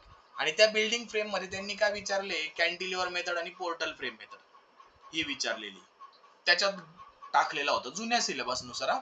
मग नंतर 2015ला 2019ला सिलेबस चेंज झाला, त्याच्यामध्ये त्यांनी तो टॉपिक डायरेक्ट सॉम मध्ये किंवा तुमचा स्ट्रक्चर अनालिसिस कंबाईनच करून टाकला, त्याच्यामध्ये तो विचारून घेतला छोटासा टॉपिक. तर तो पण एमपीएससी ने आतापर्यंत विचारला नाही, आणि 100% मी सांगतो की त्याला पण तुम्हाला हात नाही लावायचा. डायरेक्ट जेवढे तुम्हाला फुल्या करता येईल तेवढ्या फुल्या करा, बिल्डिंग फ्रेमला हात लावायचा नाही. फार सोपं आहे सॉल्व्ह करायला, फार सोपं आहे, पण सिली मिस्टेक पण तेवढ्याच होणार. आयुष्यात लक्षात घ्या, जी गोष्ट सोपी असेल ना ती लवकर तुम्हाला धोका देऊन जाईल. समजून घ्या ज्याला समजायचं त्यांनी. पण बिल्डिंग फ्रेम जर तुम्ही माझं सजेशन ऐकलं तर बिल्डिंग फ्रेम तुम्ही घेऊच नका, कारण की प्लस मायनसचा फार गोळ होतो त्याच्यामध्ये आणि ते कळतच नाही शेवटपर्यंत आपलं चुकलं असं. पर डायग्रामही काढून टाकतो आपण SFDBMD आणि आपल्याला कळतच नाही आपला क्वेश्चन चुकलेला आहे. त्याच्यामुळे बिल्डिंग फ्रेम हा टॉपिक एक एकच न्यूमेरिकल सॉल्व्ह करायचं त्याचं, बस एक एक दोन दोन न्यूमेरिकल सॉल्व्ह करायचं, एक जस्ट हाऊस म्हणून करायचं, बाकी पेपरला त्याला सॉल्व्ह करायला घ्यायचं नाही बिल्डिंग फ्रेम. जर तुम्हाला AEE ची पोस्ट काढायची असेल, क्लास 1 ची पोस्ट काढायची असेल, इव्हन MPSC कोणती पोस्ट काढायची असेल तरी पण बिल्डिंग फ्रेम तुम्ही घेऊच नका. जेवढा सोपा वाटतो तेवढे 99% चान्सेस असतात सिली मिस्टेक होण्याची. 1% जो एकदमच दिग्गज असेल, गेट वगैरे पार PhD करून तो एकदमच काही थिसिस बिसिस लिहिलेला असतील, एकदमच त्याला प्रॅक्टिस असेल त्या क्षेत्रातली, त्याच्या बरोबर येऊ शकतात. पण आपल्यासारख्या नॉर्मल ह्युमन बिंगचं सिली मिस्टेक त्याच्यात होतातच आणि वेळ जातो उगाच कशाला, त्याच्यापेक्षा अजून 4 न्यूमेरिकल तुम्ही सॉल्व्ह करून घेणार. असो, तुमच्यावर येते आता. पण मी एवढ्या फुल्या केल्या म्हणजे काहीतरी मला त्याच्याबद्दल माहिती आहे, मला अनुभव आहे, म्हणूनच मी सांगतोय तुम्हाला की त्याच्याकडे वळू नका बिल्डिंग फ्रेम मध्ये. त्याच्यानंतर डिझाईन ऑफ स्टेअरकेस मध्ये डॉगलेग स्टेअरकेस आहे MPSC ची फार फेवरेट समजली जाणारी. आणि असं पण in general day to day life मध्ये आपण सगळीकडे डॉगलेग बघा, जवळपास आतापर्यंत 2013 पर्यंत 94 मार्क्सला 94 मार्क्सला तुम्हाला डॉगलेग स्टेअरकेस आलेली. ओपन वेल स्टेअरकेस मला आतापर्यंत दिसली नाही आणि ती लेंदी आहे, त्याच्यामुळे ती परवडणार पण नाही आपल्याला MPSC ला सॉल्व्ह करायला. मिसलेनियस एक 5 मार्काला एखादी थेरी तुम्हाला विचारली असेल RCC वर, ती असेल. ओके, ठीक आहे. आतापर्यंत जे काही मी सांगतोय ते कळतंय ना तुम्हाला? माझा इगर बघा तुम्हाला सांगायचं, मी कोणत्या इंटेन्सिटीने तुम्हाला सांगतोय का मला माहिती आहे या सगळ्या गोष्टी घडतात, त्या तुम्ही चुका नका करू. बघा, प्री स्ट्रेस कॉन्क्रीट मध्ये जवळपास नॉर्मल जे प्री स्ट्रेस वर एक इन जनरल न्यूमेरिकल आहे ना, जनरल क्वेश्चन विचारला जातो स्ट्रेस स्ट्रेन वर किंवा त्याच्या methods, strength method, load balancing method.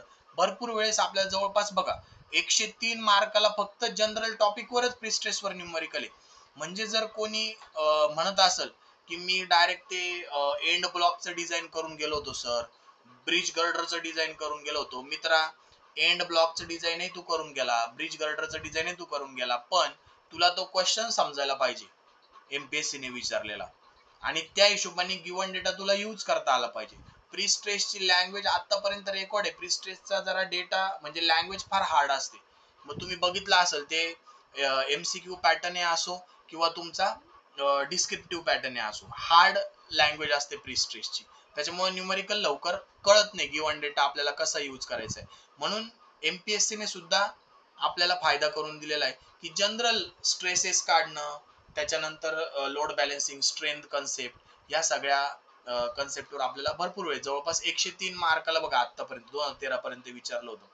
त्याच्यानंतर लॉसेस वर आतापर्यंत दोनदाच विचारलेलं आहे 24 मार्काला. त्याच्यानंतर हे post tension beam, design of pre tension आणि post tension beam, rectangular section, simply supported beam, याच्यावर पण MPSC ने भरपूर भर दिलेला आहे.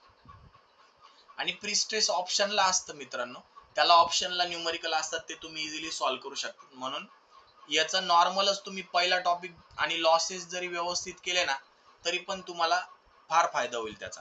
त्याच्यानंतर बघा, केबल प्रोफाईल वर आतापर्यंत एकदाच आलेला आहे, एंड ब्लॉक वर आतापर्यंत एकदाच आलंय. म्हणजे जे 2023 ला एंड ब्लॉकचं न्यूमेरिकल करून गेले होते एकदमच, त्यांना कळालं असेल की का नव्हतं करायचं, ते आपल्याला विचारणारच नाही. ते ब्रिज गार्डर तर विचारलं तरी करायचं नाही आपल्याला, ब्रिज गार्डर मध्ये घुसायचं नाही, एवढं आपण दिग्गज डिझायनर नाहीये की ब्रिज गार्डर एकदमच पटकन सॉल्व्ह करू शकू. आणि त्याला IS कोडच्या भरपूर व्हॅल्यूची गरज पडते, म्हणून आपल्याला त्याच्याकडे वळायचं नाही. जनरल तुम्ही प्री स्ट्रेस मध्ये स्ट्रेसेस काढणं, स्ट्रेस कन्सेप्ट, स्ट्रेन कन्सेप्ट आणि लॉसेस एवढे जरी केले तरी इनफ आहे. ओके, तर आतापर्यंत मी काही जे तुम्हाला सांगितलं ते आशा करतो की तुम्हाला कळालं असेल. ओके, व्हिडिओ थोडासा होऊ द्या, लेंदी होईल, पण आपल्याला पूर्ण अनालिसिस बघायचं. आता महत्वाचं 2023 चा अनालिसिस मी तुमच्या समोर आणतोय. बघा, 2023 ला पेपर 1 ला जेवढे पण काही स्ट्रक्चरल सब्जेक्टचे क्वेश्चन अनालिसिस मी टॉपिक वाईज केले. बघा, स्ट्रेंथ ऑफ मटेरियल मध्ये आपल्याला सॉम मध्ये आपल्याला बेसिक स्ट्रेस स्ट्रेन वर पहिलाच क्वेश्चन होता बघा, 8 मार्काला पहिलाच क्वेश्चन होता. त्याच्यानंतर प्रिन्सिपल स्ट्रेस वर मला काही क्वेश्चन दिसला नाही, नव्हताच ऑब्विसली. SFD BMD वर 15 मार्काला क्वेश्चन होता. टॉर्शन वर आला नाही, बेंडिंग थेरीवर आला नाही, डिफ्लेक्शन ऑफ बीम वर 8 मार्क्सला क्वेश्चन विचारला होता. मॅकल्यूज मेथड वगैरे ह्या आल्या नाही. पण जे मी तुम्हाला सांगितलं ना की analysis of beam, analysis of beam question number 1 मध्ये आपल्याला अनालिसिस करायला लावलं होतं, तर ते मॅकल्यूज मेथडनी नव्हतं करायचं बरं का. माझ्या एका मैत्रिणीने ते मॅकल्यूज मेथडनी केले आणि ती चुकली, ते सॉल्वच होणार नव्हतं त्या मेथडनी. आतापर्यंत कॅस्टिंग म्हणजे बघा हे जे मी क्रॉस करतोय ना, इथून पुढच्या एक्झामला तुम्हाला याच्यावर क्वेश्चन विचारणार आहे. 3 मुवमेंट थेरमनी तो हा जो क्वेश्चन आहे ना, हा 3 मुवमेंट थेरमने सॉल्व्ह होत होता हा क्वेश्चन. तर बघा त्याच्यानंतर सिंगचा आपल्याला एक न्यूमरिकल विचारलेला होता, सिंगचा न्यूमरिकल विचारलेला होता. ओके, सिंगचा नव्हता तो, ऍक्च्युली सिंगचा नव्हता, नॉर्मल क्वेश्चन होता. 3 मुवमेंट थेरमवर नॉर्मल क्वेश्चन होता. सिंगचा क्वेश्चन नाही आला होता यावेळेस, आपल्याला सिंगचा क्वेश्चन नाही आला. बकलिंग थेरी मध्ये आपल्याला विचारलं नाही बघा. म्हणजे जवळपास 2023 ला सॉम किती मार्काला आलं रे? 39 मार्काला आलं. टोटल आपल्या 200 मार्कापैकी 18% वेटेज होतं सॉमला. किती टक्के वेटेज होतं? 18% वेटेज होतं. मग बघा आता या पुढच्या वेळेस तो किती मार्काला येऊ शकतो. न्यूमरिकल मेथड मध्ये आपल्याला न्यूटन रॅप्सन मेथड विचारली होती आणि त्यानंतर इटरेशन मेथड 18 मार्काला जवळपास आपल्याला न्यूमरिकल मेथड विचारली होती. त्याच्यानंतर स्ट्रक्चरल अनालिसिस मध्ये आपल्याला 3 हिंज आर्च वर एक न्यूमरिकल होता बघा. तो आतापर्यंत पण एमपीएससी चा फेवरेटच होता आणि ह्यावेळेस पण 2023 ला त्यांनी 3 हिंज आर्च वर आपल्याला न्यूमरिकल विचारून घेतला. ILD बीमचा एकदम सोपा न्यूमरिकल विचारला. त्याच्यानंतर स्टिफनेस वर एमपीएससी ने यावेळेस विचारला नाही, पण 100% पुढच्या वेळेस एमपीएससी स्टिफनेस वर विचारणार. फ्लेक्झिबिलिटीचा बीमचा प्रॉब्लेम होता बघा, जो की आपल्याला करायचा नाही. बीम आपल्याकडे फ्लेक्झिबिलिटी मेथडच आपल्याला करायची नाही एक्झामला. म्हणजे अभ्यासाला करायची, तो तुमचा डिसिजन असेल तुम्हाला करायची का नाही करायची. वेळ खाऊ मेथड आहे आणि चुकती जास्त बहुतेक वेळेस, आन्सर मॅच नाही होत, पॉइंट मध्ये फरक येतो किंवा 1-2 न्यूटननी फरक येतो. किंवा फ्लेक्झिबिलिटी मेथड मध्ये आपल्याला जनरली काय काढायचं असतं? रिॲक्शन्स फाइंड आउट करायचे असतात ना. अननोन आपल्या एक्सटर्नल रिॲक्शन असतात, एक्सटर्नल इंडिटर्मिनन्सी असते त्याच्यामध्ये. तर तिथं आपली थोड्याशा व्हॅल्यू चुकायचे चान्सेस असतात. म्हणजे जवळपास स्ट्रक्चरल अनालिसिस आपल्याला 15% विचारला होता. 33 मार्काला स्ट्रक्चरल अनालिसिस 2023 मध्ये आपल्याला विचारलेला दिसतो. त्याच्यानंतर बघा, त्याच्यानंतर स्टील स्ट्रक्चर बघा, प्लास्टिक अनालिसिस वर क्वेश्चन होता. त्याच्यानंतर इथं मध्ये काहीच विचारलं नाही, जे ह्यावेळेस विचारू शकता. आणि थेरी प्लेट गर्डरचं न्यूमरिकल होतं आपल्याला 15 मार्काला आलेलं. म्हणजे 23 मार्काला जवळपास स्टील स्ट्रक्चर आपल्याला विचारलं होतं. 11% वेटेज होतं टोटल याच्यापैकी स्टील स्ट्रक्चरचं. त्याच्यानंतर आपल्याला थेरी ऑफ स्ट्रक्चर मध्ये बघा, आपल्याला फ्रेम विचारली होती. सिम्पली सपोर्टेड ट्रस आपल्याला विचारला होता 15 मार्काला. ओके, व्हर्टिकल का हॉरिझॉन्टल डिफ्लेक्शन विचारलं होतं. त्याच्यानंतर एमडीएम मध्ये फ्रेम फार सोपी विचारली होती त्यांनी, फार सोपी विचारली होती. म्हणजे थेरी ऑफ स्ट्रक्चर टॉस तुम्हाला 2023 ला 30 मार्काला आला होता. 200 पैकी 30 मार्काला तुम्हाला टॉसच होतं विथ ऑप्शन. विथ ऑप्शन सगळे चालू आहे आपलं. तुम्ही म्हणाल सर मग बाकीचे काय केले? विथ ऑप्शन आहे मित्र, आहे सगळं with option. Okay, toss theory of structure. पण आता एमपीएससी ला हे सगळं विचारायचे चान्सेस आहे. इथं एमपीएससी ला एरिया आहे विचारायचा. म्हणून मी तुम्हाला सांगतो डिस्क्रिप्टिव्हला आता तुम्ही प्रेडिकच करू नका. मागच्या वेळेस हे आलंय आणि यावेळेस तसेच क्वेश्चन येतील. नाही, एमपीएससी ला फार जागा आहे आता विचारायला. आता खरी सुरुवात होणार आहे मार्कांची आणि कट ऑफची, बघा लक्ष द्या. त्याच्यानंतर 1 वे स्लॅब यावेळेस आला नाही, पण यावेळेस 2 वे अनरिस्ट्रेन स्लॅब आला. 2 वे अनरिस्ट्रेन स्लॅब आला. सिम्पली सपोर्टेड आला आपल्याला. त्याच्यानंतर डिझाइन ऑफ बीम मध्ये आपल्याला डब्ल्यू रेनफोर्सचं डिझाइन आलं आणि ते पण WSM ने आलं. ते पण WSM मेथडने आलं, LSM मेथडने नाही विचारलं त्यांनी. तसंही पाहिलं तर आपण जे काही आरसीसी मध्ये डिझाइन करतो आता नावडेज प्रेझेंट करंटली जे डिझाइन करतो ते LSM मेथडनेच करतो. पण का कुणास ठाऊक एमपीएससी ने WSM मेथडला प्राधान्य दिलं. ते आता सिलेबसला पण नाही. 2019 चा जो सिलेबस आहे ना युनिव्हर्सिटीचा, पुणे युनिव्हर्सिटीचा म्हणा किंवा इंजिनिअरिंगचा सिलेबस म्हणा, WSM चं बीमचं त्यांनी काढूनच टाकलेलं आहे, सिलेबसलाच नाहीये. Even water tank retaining wall त्यांनी सिलेबसला काढूनच टाकली, पोरांना माहितीच नाहीये. जे 2019 पॅटर्न इंजिनियर झालेले आहे ना, त्यांना माहितीच नाही रिटेनिंग वॉल आणि वॉटर टँकचं डिझाइन कसं करतात. त्यांच्यासाठी नवीन आहे आणि त्यांनी नवीन एमपीएससी ला ते शिकतील. नाही तर त्यांना एमटेक जर स्ट्रक्चर घेतलं त्यांनी, एमटेक मध्ये स्ट्रक्चर केलं तरच त्यांना शिकायचे चान्सेस आहे. मी बीईचा सिलेबस म्हणतोय. बीईचा सिलेबस म्हणतोय, बीटेक मध्ये ते असू शकतं कदाचित. तर ते ऑटोनॉमस युनिव्हर्सिटीचा विषय त्यांना टाकायचा का नाही टाकायचा बघा. परत एकदा एमपीएससीचा फेवरेट कॉलम मध्ये आपल्याला ऍक्च्युअली लोडेड कॉलम विचारला होता. त्याच्यानंतर फुटिंग यावेळेस विचारली नाही, पुढच्या वेळेस 100% फुटिंग येईल. म्हणजे आरसीसी जवळपास 33 मार्काला विचारलं होतं विथ ऑप्शन, 15% वेटेज होतं टोटल याच्यामध्ये. त्यानंतर आरसीसी 2 जर आपण बघितलं तर इकडं retaining wall, water tank, flexible नाही विचारली, त्यांनी रिजिड विचारली, ती पण रेक्टँग्युलर विचारली. ओके, आणि तिला तुम्हाला सांगितलं मी हातने लावायचं आहे. बिल्डिंग फ्रेम नाही विचारली, विचारलंच नको ती, अशी आपण सॉल्व्ह नाही करणार. बघा डॉग लेग परत फेवरेट, डॉग लेग वर थेरी विचारली होती यावेळेस. आणि थेरी त्यांनी काय विचारलेली होती तुम्हाला दिसेलच पुढे. थेरी त्यांनी अशी विचारली होती की इफेक्टिव्ह लेंथ आणि लोड कॅल्क्युलेशन कसे करतात, त्याच्यावर थेरी विचारली होती. बघा कधी कधी तुम्हाला स्टेप बाय स्टेप प्रोसिजर सुद्धा विचारून घ्यायची. लिहून घ्या, माझी ही जी व्हिडिओ आहे ना ती सेव्ह करून ठेवा, की इथून पुढे एमपीएससी ला समजा write down the step by step procedure for water tank, किंवा write down the step by step procedure to design of retaining wall, किंवा write down step by step procedure to design of one way slab, असंही ते विचारू शकतात. आणि विचारतीलच. बघा open वेल विचारले नाही, मिसलेनियस मध्ये काही नव्हतं. जवळपास 23 मार्काचं वेटेज तुम्हाला दिसतं आरसीसी 2 चं. प्रीस्ट्रेस मध्ये एक साधं न्यूमेरिकल विचारलं होतं, मी तुम्हाला पहिलेच सांगितलं मागं अनालिसिस करताना सुद्धा. प्रीस्ट्रेस सब्जेक्ट मध्ये आपल्याला साध्या न्यूमेरिकल वर भर द्यायचा आहे.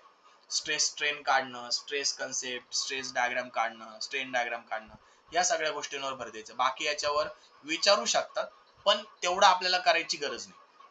15 मार्काला बघा, 15 मार्काला विचारलं होतं. म्हणजे आपलं आता हे महत्वाचं आहे बघा, इथं लक्ष द्या. आपल्याला टोटल न्यूमेरिकलचं वेटेज किती होतं विथ ऑप्शन, 214 मार्क जवळपास, म्हणजे 67%. टोटल पेपर मध्ये 67% वेटेज होतं. आणि थेरी आणि अदर सब्जेक्ट, अदर जे पेपर वन, हे फक्त मी स्ट्रक्चरलच सब्जेक्ट घेतले बरं का पोरांनो, स्ट्रक्चरलच सब्जेक्ट घेतले फक्त. आता याच्यामध्ये मी सीपीएम कन्सिडर नाही केला, कॉन्क्रीट टेक्नॉलॉजी कन्सिडर नाही केला. आपलं हे अनालिसिस फक्त स्ट्रक्चरल सब्जेक्ट वर चालू आहे. तर स्ट्रक्चर अदर सब्जेक्ट जवळपास 106 मार्काला विचारलं होतं, म्हणजे 33%. म्हणजे तुम्ही विचार करू शकता 100%पैकी विथ ऑप्शन तुम्हाला 67%ला न्यूमेरिकल विचारलं जातं स्ट्रक्चर. म्हणजे स्ट्रक्चरलचे जवळपास आपले जे 8 सब्जेक्ट आहे, जे 8 सब्जेक्ट आहे पेपर वन मध्ये, तेच 67 मार्काचं वेटेज घेता. विचार करा म्हणजे किती वेटेज घेता, म्हणजे याला महत्व देणंच आहे. आणि जर कोणी म्हणत असेल की मी फक्त थेरीवर जाईल, तर आता पुढे सुद्धा सांगतो मी, त्याचं सुद्धा अनालिसिस तुम्हाला सांगतो. पेपर वन मी याच्याच पुढे अपलोड केलेला आहे, की फक्त विद्यार्थ्यांनी थेरीच अटेम्प्ट केली तर त्याला किती मार्क पडू शकतात. आणि म्हणजे तुम्हाला इथे दिसतच आहे, जर त्यांनी फक्त थेरीच अटेम्प्ट केली तर तुम्ही फक्त 106 मार्काचाच 2023 चा पेपर सॉल्व्ह करू शकत होते विथ ऑप्शन. आणि आता मला सांगा कोण एवढा दिग्गज आहे की 106 मार्काचा तो 106च्या 6 मार्क घेईल थेरी सॉल्व्ह करून, होऊच शकत नाही. पण ज्यांनी न्यूमेरिकल केले असतील, हे विथ ऑप्शन 214 आहे, तर नक्कीच मी तुम्हाला सांगतो 120 ते 130 मार्क तो फक्त न्यूमेरिकल सोडून येऊन सुद्धा घेऊ शकतो. 100% ते 100% गॅरंटी, आउट ऑफ मार्क, फक्त न्यूमेरिकल, या 8 सब्जेक्टचे न्यूमेरिकल. म्हणजे एवढं महत्वाचं आहे आपल्याला स्ट्रक्चर महत्वाचंच आहे, फार महत्वाचं आहे. बघा आता मी तुम्हाला इथं सांगतो. बघा आता एखाद्याने फक्त थेरी क्वेश्चन करायचं ठरवलं, म्हणजे एखादा मुलगा म्हटला कोणाचं ऐकून की स्ट्रक्चरल जरी पेपर वन असला तरी मी फक्त थेरी जरी करून गेला तरी पण तुला चांगले मार्क भेटतील, तर बघा मी तुम्हाला इथंच दाखवतो की इथं थेरी आलेला आहे 8 मार्काला. त्याच्यानंतर इथं थेरी आलेला आहे, त्याला किती मार्क पडतं बघा, 8 दुने 16. ओके, इथं 16 मार्क झाले. त्याच्यानंतर इथं थेरी नाहीच आहे. त्याच्यानंतर इथे पण इथे थेरी आहे 10 मार्काला. ओके, म्हणजे 16 आणि 10 26 मार्क झाले. 26 नंतर इथं थेरी आहे 15 मार्काला. 26 आणि 10 किती होता, 36. आणि 36 आणि 5 41. कॅल्क्युलेशन चुकले का बघा, इकडे लक्ष द्या. आता 8 आणि 16, 16 आणि 10 किती होता, 26. फक्त थेरीचे कॅल्क्युलेशन करतो बघा. एखादा विद्यार्थी म्हटला मी पेपर वन ला फक्त थेरी करून जाईल, तर त्याला किती मार्क पडू शकतं हे तुम्हाला दाखवतो मी. 16 मार्क इथं, त्याच्यानंतर इथं 10 मार्क 26 मार्क, इथं 15 मार्क, 26 आणि 10 36, 36 आणि 5 41. बघा 41 मार्क इथं झाले. त्याच्यानंतर इथं थेरी नाहीये तुम्हाला, त्याच्यानंतर 41 नंतर इथे तुम्हाला 8 मार्क, सॉरी हे न्यूमरिकलचाच पार्ट आहे, जरी न्यूमरिकल केलेच नाही तर त्याला हे लिहिताच येणार नाही. 41 नंतर बघा इथपर्यंत किती मार्कला आलो आपण, 41 मार्क्सला आलो. त्याच्यानंतर 41 मध्ये इथे 8 मार्क, त्याच्यानंतर इथे 8 मार्क, त्याच्यानंतर इथे 8 मार्क, म्हणजे 8 त्रिक 24 मार्क इथं झाले. ओके. त्याच्यानंतर इथे थेरी नाहीये तुम्हाला, म्हणजे 41, 41 आणि 94 किती होतात, 5 आणि 6 65 मार्क होतात, बरोबर ना. 4 आणि 2 6 आणि 4 आणि 1 5, 65 मार्क्स होतात. म्हणजे इथपर्यंत तुम्ही 65 मार्क्सला आले. त्याच्यानंतर इथं तुम्ही थेरी आहे, इथं 15 मार्क घेऊ शकता. त्याच्यानंतर इथं थेरी आहे, इथं थेरी, म्हणजे टोटल 65 आणि खाली आहे 15 15 30, 15 15 30 आणि 10 40, म्हणजे 40 मार्क इथं घेऊ शकता. त्याच्यानंतर इथं परत एकदा इथं 10 मार्क घेऊ शकता. म्हणजे टोटल किती मार्क झाले, 5 6 4 10 आणि 1 11, म्हणजे विथ ऑप्शन आहे, विथ ऑप्शन. आता विदाउट ऑप्शन तुम्ही ऑब्विसली फक्त 50 ते 60 मार्काचाच विदाउट ऑप्शन पेपर सॉल्व्ह करू शकता. जर जो पेपर 1 ला फक्त थेरी करून गेला असेल तो विदाउट ऑप्शन तो 50 ते 60 मार्काचाच पेपर सॉल्व्ह करू शकतो. आणि मला सांगा आता तुम्ही पोरांनो, जर 50 ते 60 मार्काचा पेपर जर तुम्ही फक्त थेरीवर लिहून येत असणार तर तुम्हाला किती चान्सेस आहे याच्यावरून मार्क मिळण्याचे. थेरीला आपल्याला जास्त मार्क देत नाही, सगळ्यांना माहिती आहे. आता तेच जर मी न्यूमरिकल बद्दल विचार केला, बघा आता तेच जर मी न्यूमरिकल बद्दल विचार केला तर तुम्हाला न्यूमरिकलचा आता सांगतो की एखादा विद्यार्थी स्ट्रक्चरल सब्जेक्टचे न्यूमरिकल करून गेलाय किंवा पूर्ण न्यूमरिकल वर त्यांनी भर दिलेला आहे. बघा मी तुम्हाला असं सांगत नाही की पूर्णच न्यूमरिकल तुम्ही करा, म्हणजे फक्त न्यूमरिकल वरच भर द्या, थेरी करू नका. पण मी तुम्हाला न्यूमरिकलचं महत्व सांगण्यासाठी हे अनालिसिस करून देतोय की एखादा विद्यार्थी 2023 ला न्यूमरिकलच्या बेसिसवरच गेला असेल तर बघा विथ ऑप्शन तो काय करू शकतो, इथे टोटल 15 मार्क घेऊ शकतो, बरोबर. त्यानंतर इथं त्याला घेता येणार नाही, काहीच केले नाही असं आपण समजू, म्हणजे मागेपर्यंत आपण आलो 15 मार्काला. त्याच्यानंतर इथं तो पूर्ण मार्क घेऊ शकतो, किती 40, म्हणजे 15 आणि 40 किती झाले, 15 आणि 40 किती झाले, 55 झाले. ओके. त्याच्यानंतर इथं तो किती मार्क घेऊ शकतो, इथे 8 घेऊ शकतो, त्याच्यानंतर इथे 8 घेऊ शकतो, बरोबर. 8 आणि 16 म्हणजे 55 प्लस 16, 6 आणि 5 किती होता 11, चलाला 1 5 आणि 1 7, म्हणजे इथं 71 मार्क्स झाले. त्यानंतर इथं तो पूर्ण मार्क्स घेईल, किती आहे 25 मार्क, म्हणजे 71 आणि 25 किती होतात 6 आणि 9 96 मार्क झाले, 96 मार्क्स झाले. त्याच्यानंतर इथं आला तो, आता इथे थेरी केलीच नाही, 96 झाले आतापर्यंत, किती झाले 96 झाले फक्त न्यूमरिकलच्या विथ ऑप्शन. त्यानंतर इथं तो किती घेऊ शकतो, 30 मार्क घेऊ शकतो, इथं 30 मार्क घेऊ शकतो. त्यानंतर इथं किती घेऊ शकतो तो, इथं पूर्ण 40 मार्क घेऊ शकतो. ओके.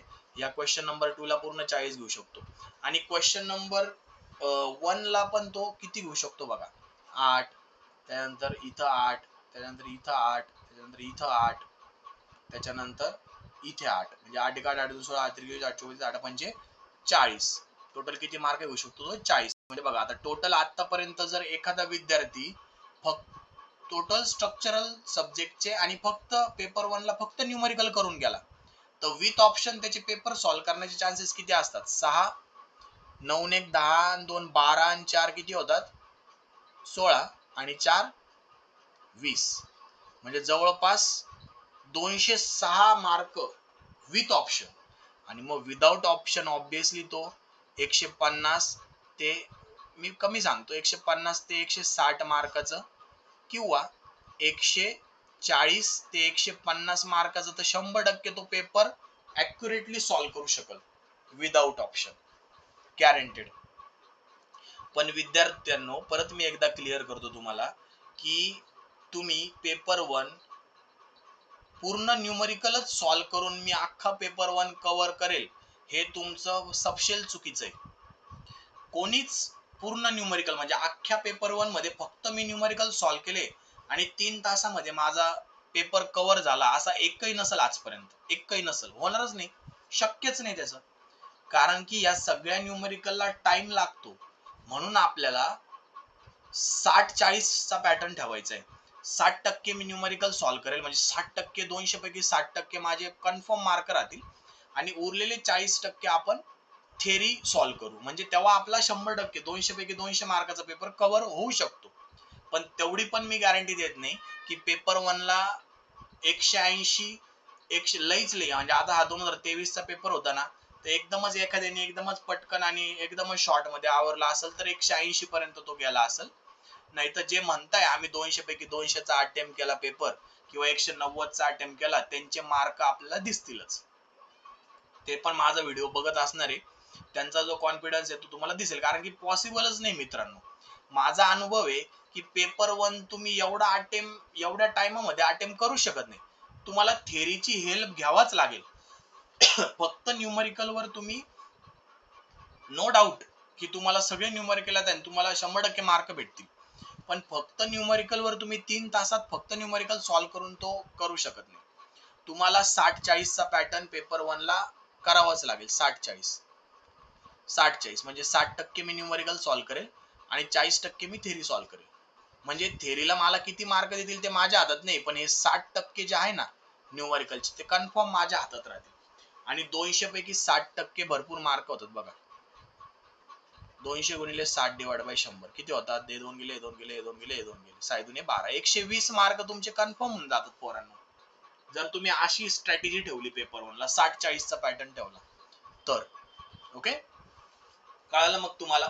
हे जस्ट मी तुम्हाला एक सांगतोय की तुम्ही किती महत्व दिलं पाहिजे स्ट्रक्चरल सब्जेक्टला.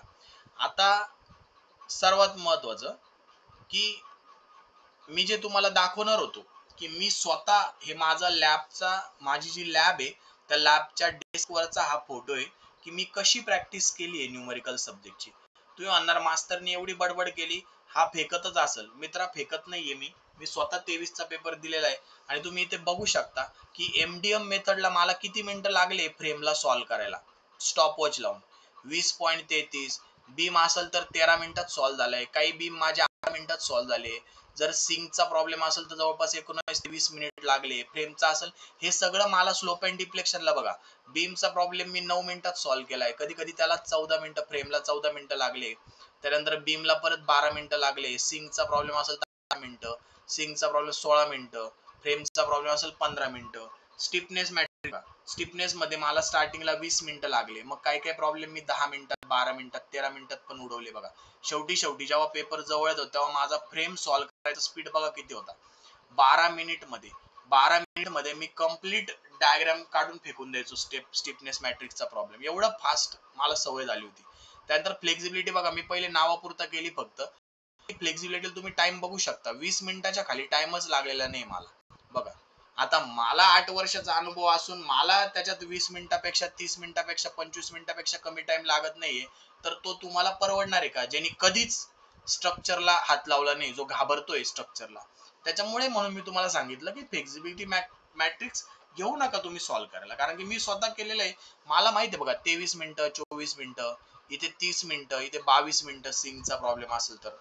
त्याच्यानंतर आरचेसला बघा 15 मिनिटं लागले. आता ILD बघा मी 4-4 मिनिटात सॉल्व्ह केली, म्हणून मी जेव्हा 3 मिनिटात स्पीड बघा माझा 3 मिनिटात. आता हे मोठं आहे बीम, मोठ्या मोठ्या ILD या 19 आणि 20 मिनिटं लागले, पण हा बघा हा स्पीड माझा प्रूव्ह झाला 2023 ला. 2023 ला मी प्रॅक्टिस करताना सुद्धा 3 मिनिटात ILD सॉल्व्ह केली होती आणि 2023 ला सुद्धा शेवटचे 3 मिनिटं उरले होते, त्यात मी ILD चा प्रॉब्लेम सॉल्व्ह केला. असा फायदा होतो मित्र. ह्या वेनी तुम्हाला प्रॅक्टिस करायची नाही, ह्या वेनी मी तुमची प्रॅक्टिस करून घेणार आहे. तुमची प्रॅक्टिस करून घेणं हे माझ्याकडे, ही स्ट्रॅटेजी माझी टाइम लावून सॉल्व्ह केलेलं आहे मी. आणि हा खोटा फोटो नाही, हा तुम्ही माझ्या लॅब मध्ये जाऊन बघू शकता. तिथे डेस्क नंबर 14 ला नाशिक मध्ये यायचं, मला भेटायचं, लॅब मध्ये तुम्हाला घेऊन जाईल मी. तिथला फोटो या बघा. त्याच्यानंतर ट्रस्टचा प्रॉब्लेम बघा, ट्रस्टला 26 मिनिटं लागले, कुठं 16 सोपा असेल तर 16 मिनिटं, कुठं 35 मिनिटं, कुठं 23 मिनिटं. आणि नंतर मी फक्त ट्रस्टची प्रॅक्टिस केली होती, कारण की मला माहिती होतं की मी स्वतः सॉल्व्ह करणार नाही ट्रस्ट. जरी मला येत असेल तरी मी त्याला सॉल्व्ह करायला घेणार नाही, कारण की फार टाइम कन्झ्युमिंग आहे ट्रस्ट. आणि ज्या विद्यार्थ्यांनी तो घेतला असेल या 2023 ला, त्यांना कळलंच असेल की त्यांना किती टाइम लागलाय बघा. पोर्टल फ्रेम, आणि हे बघा फ्रेम मी म्हंटल होतं फक्त मजेसाठी मी सॉल्व्ह केल्या होत्या बघा. 28 मिनिटं, 18 मिनिटं, नंतर मी सॉल्व्ह केलं नाही फ्रेम. कारण की मला माहिती होतं ते करण्यात काही मजा नाहीये. मॅकॅल्यूज मेथड बघा, 10 मिनिटं, 9 मिनिटं, 13 मिनिटं, 8 मिनिटं, 12 मिनिटं, 10 मिनिटं, म्हणजे ऑन अन ॲव्हरेज 10 मिनिटात तुमची मॅकॅल्यूज मेथड सॉल्व्ह झालीच पाहिजे. मुवमेंट एरिया मेथड बघा, 13 मिनिटं, 11 मिनिटं, 8 मिनिटं, 14 मिनिटं, 6 मिनिटं, शेवटी तर मी 5 मिनिटाला मुवमेंट एरिया मेथडचा प्रॉब्लेम सॉल्व्ह करून साईडला ठेवायचो. बघा, fix beam method, fix beam पण जास्तीत जास्त 5 मिनिटचा प्रॉब्लेम हा फिक्स बीम. फर्स्ट प्रिन्सिपलनी बरं का, फर्स्ट प्रिन्सिपल तुम्ही शिकले नसाल तर शिका, कारण की एका एमपीएससीच्या पीवायक्यूचा हा पीवायक्यू आहे, फर्स्ट प्रिन्सिपल त्यांनी विचारलेला आहे. कॅस्टिग्लियानोज फर्स्ट थेरम बघा, 6 मिनिटं, कधी कधी 2 मिनिटात सॉल्व्ह केलेला आहे, कधी 15, 22, 18 असे व्हॅरिंग टाइम लागलेला आहे. सेकंड थेरम पण लेंदी, कॅस्टिग्लियानोज सेकंड थेरम 30 मिनिटं पण लागले बघा, 30-22 मिनिटं लागलेले मला सॉल्व्ह. कॉन्ज्युगेट बीम मी 4 मिनिटं, 3 मिनिटं, जास्तीत जास्त 10 मिनिटाचा प्रॉब्लेम आहे हा, जर मोठा आला तर कॉन्ज्युगेट बीम. क्लॅप्रियॉन्स थेरम पण तुमचा 10 ते 12 मिनिटात व्हायलाच पाहिजे सॉल्व्ह. हे 10 ते 12 मिनिटं, 10 मिनिटं, 5 मिनिटं, 3 मिनिटं, हे सगळं मी पेपरच्या 10 दिवस अगोदरचा स्पीड सांगतोय बरं का. दोन्ही म्हणणार सर आम्हाला एवढं शक्यच नाही, तर बरोबर आहे मित्रा, शक्य नाहीच आहे. स्टार्टिंगला तुम्हाला वेळ लागणारच आहे, पण रोज याची प्रॅक्टिस केली ना, रोज तुम्ही मी सांगाल ती मेथडॉलॉजी फॉलो केली ना स्ट्रक्चरल सब्जेक्टला, 100% तुम्हाला एवढ्याच टाइम मध्ये पेपर, आणि मग तुम्ही बघा की पेपर किती कव्हर होतो. म्हणजे जो मी तुम्हाला 60-40 चा पॅटर्न दिलाय ना, 60% न्यूमरिकल पेपर 1 मध्ये आणि 40% थेरी तुम्ही सॉल्व्ह केली पाहिजे, तर या 60% मध्ये 120 च्या 120 मार्क तुमचे पक्के होऊन जातील डायरेक्ट, जर तुम्ही अशा पद्धतीने प्रॅक्टिस केली. त्याच्यानंतर बघा, क्लॅप्रियॉन्स थेरमला बघा, क्लॅप्रियॉन्स 3 मुवमेंट थेरमला जास्तीत जास्त 10 ते 12 मिनिटं. प्लास्टिक अनालिसिस मी फक्त सॉल्व्ह केलं होतं, मला माहिती होतं त्याच्यावर मला टाइम वेस्ट नाही करायचा आहे. सिंपल स्ट्रेस स्ट्रेन बघा, 7 ते 8 मिनिटं. एसएफडीव्हीएमडी मी जास्त प्रॅक्टिस केली नाही, कारण की मला झोपेत सुद्धा तुम्ही डोळे बंद करून जरी सांगितलं की एसएफडीव्हीएमडी सांग, तर मी ती काढू शकतो. ओके. त्याच्यानंतर बेंडिंग थेरीवर मी बघा 21 मिनिटं, 11 मिनिटं, 8 मिनिटं. त्यानंतर टॉर्शन थेरी 5-6 मिनिटं प्रॉब्लेम आहे.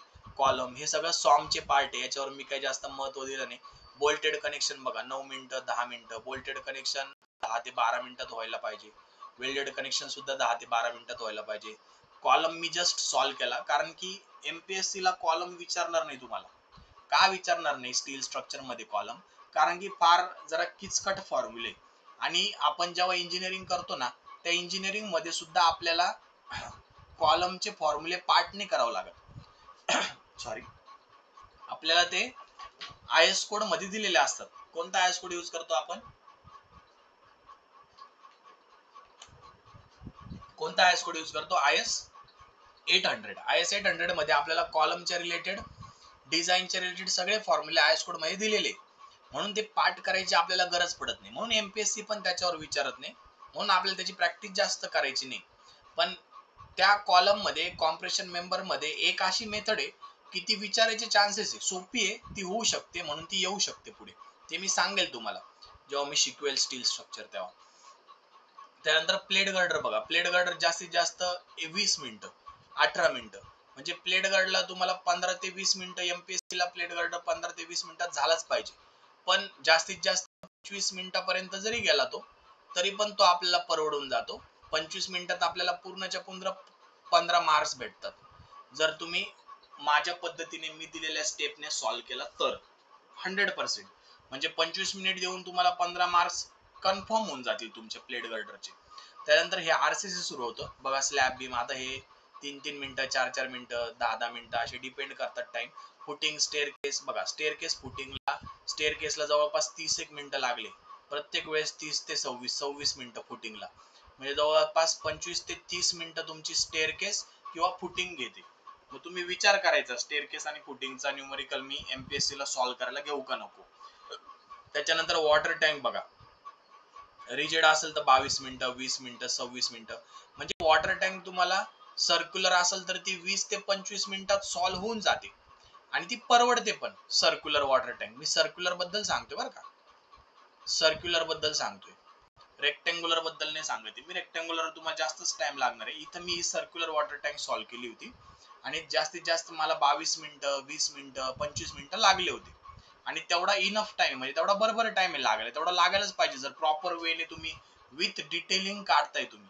वॉटर टँकची डिटेलिंग पण फार महत्वाची, तुम्हाला दिसेलच आपल्या टीचिंग मध्ये, ती लास्टला जी डिटेलिंग करतो आपण. ओके, कळालं का?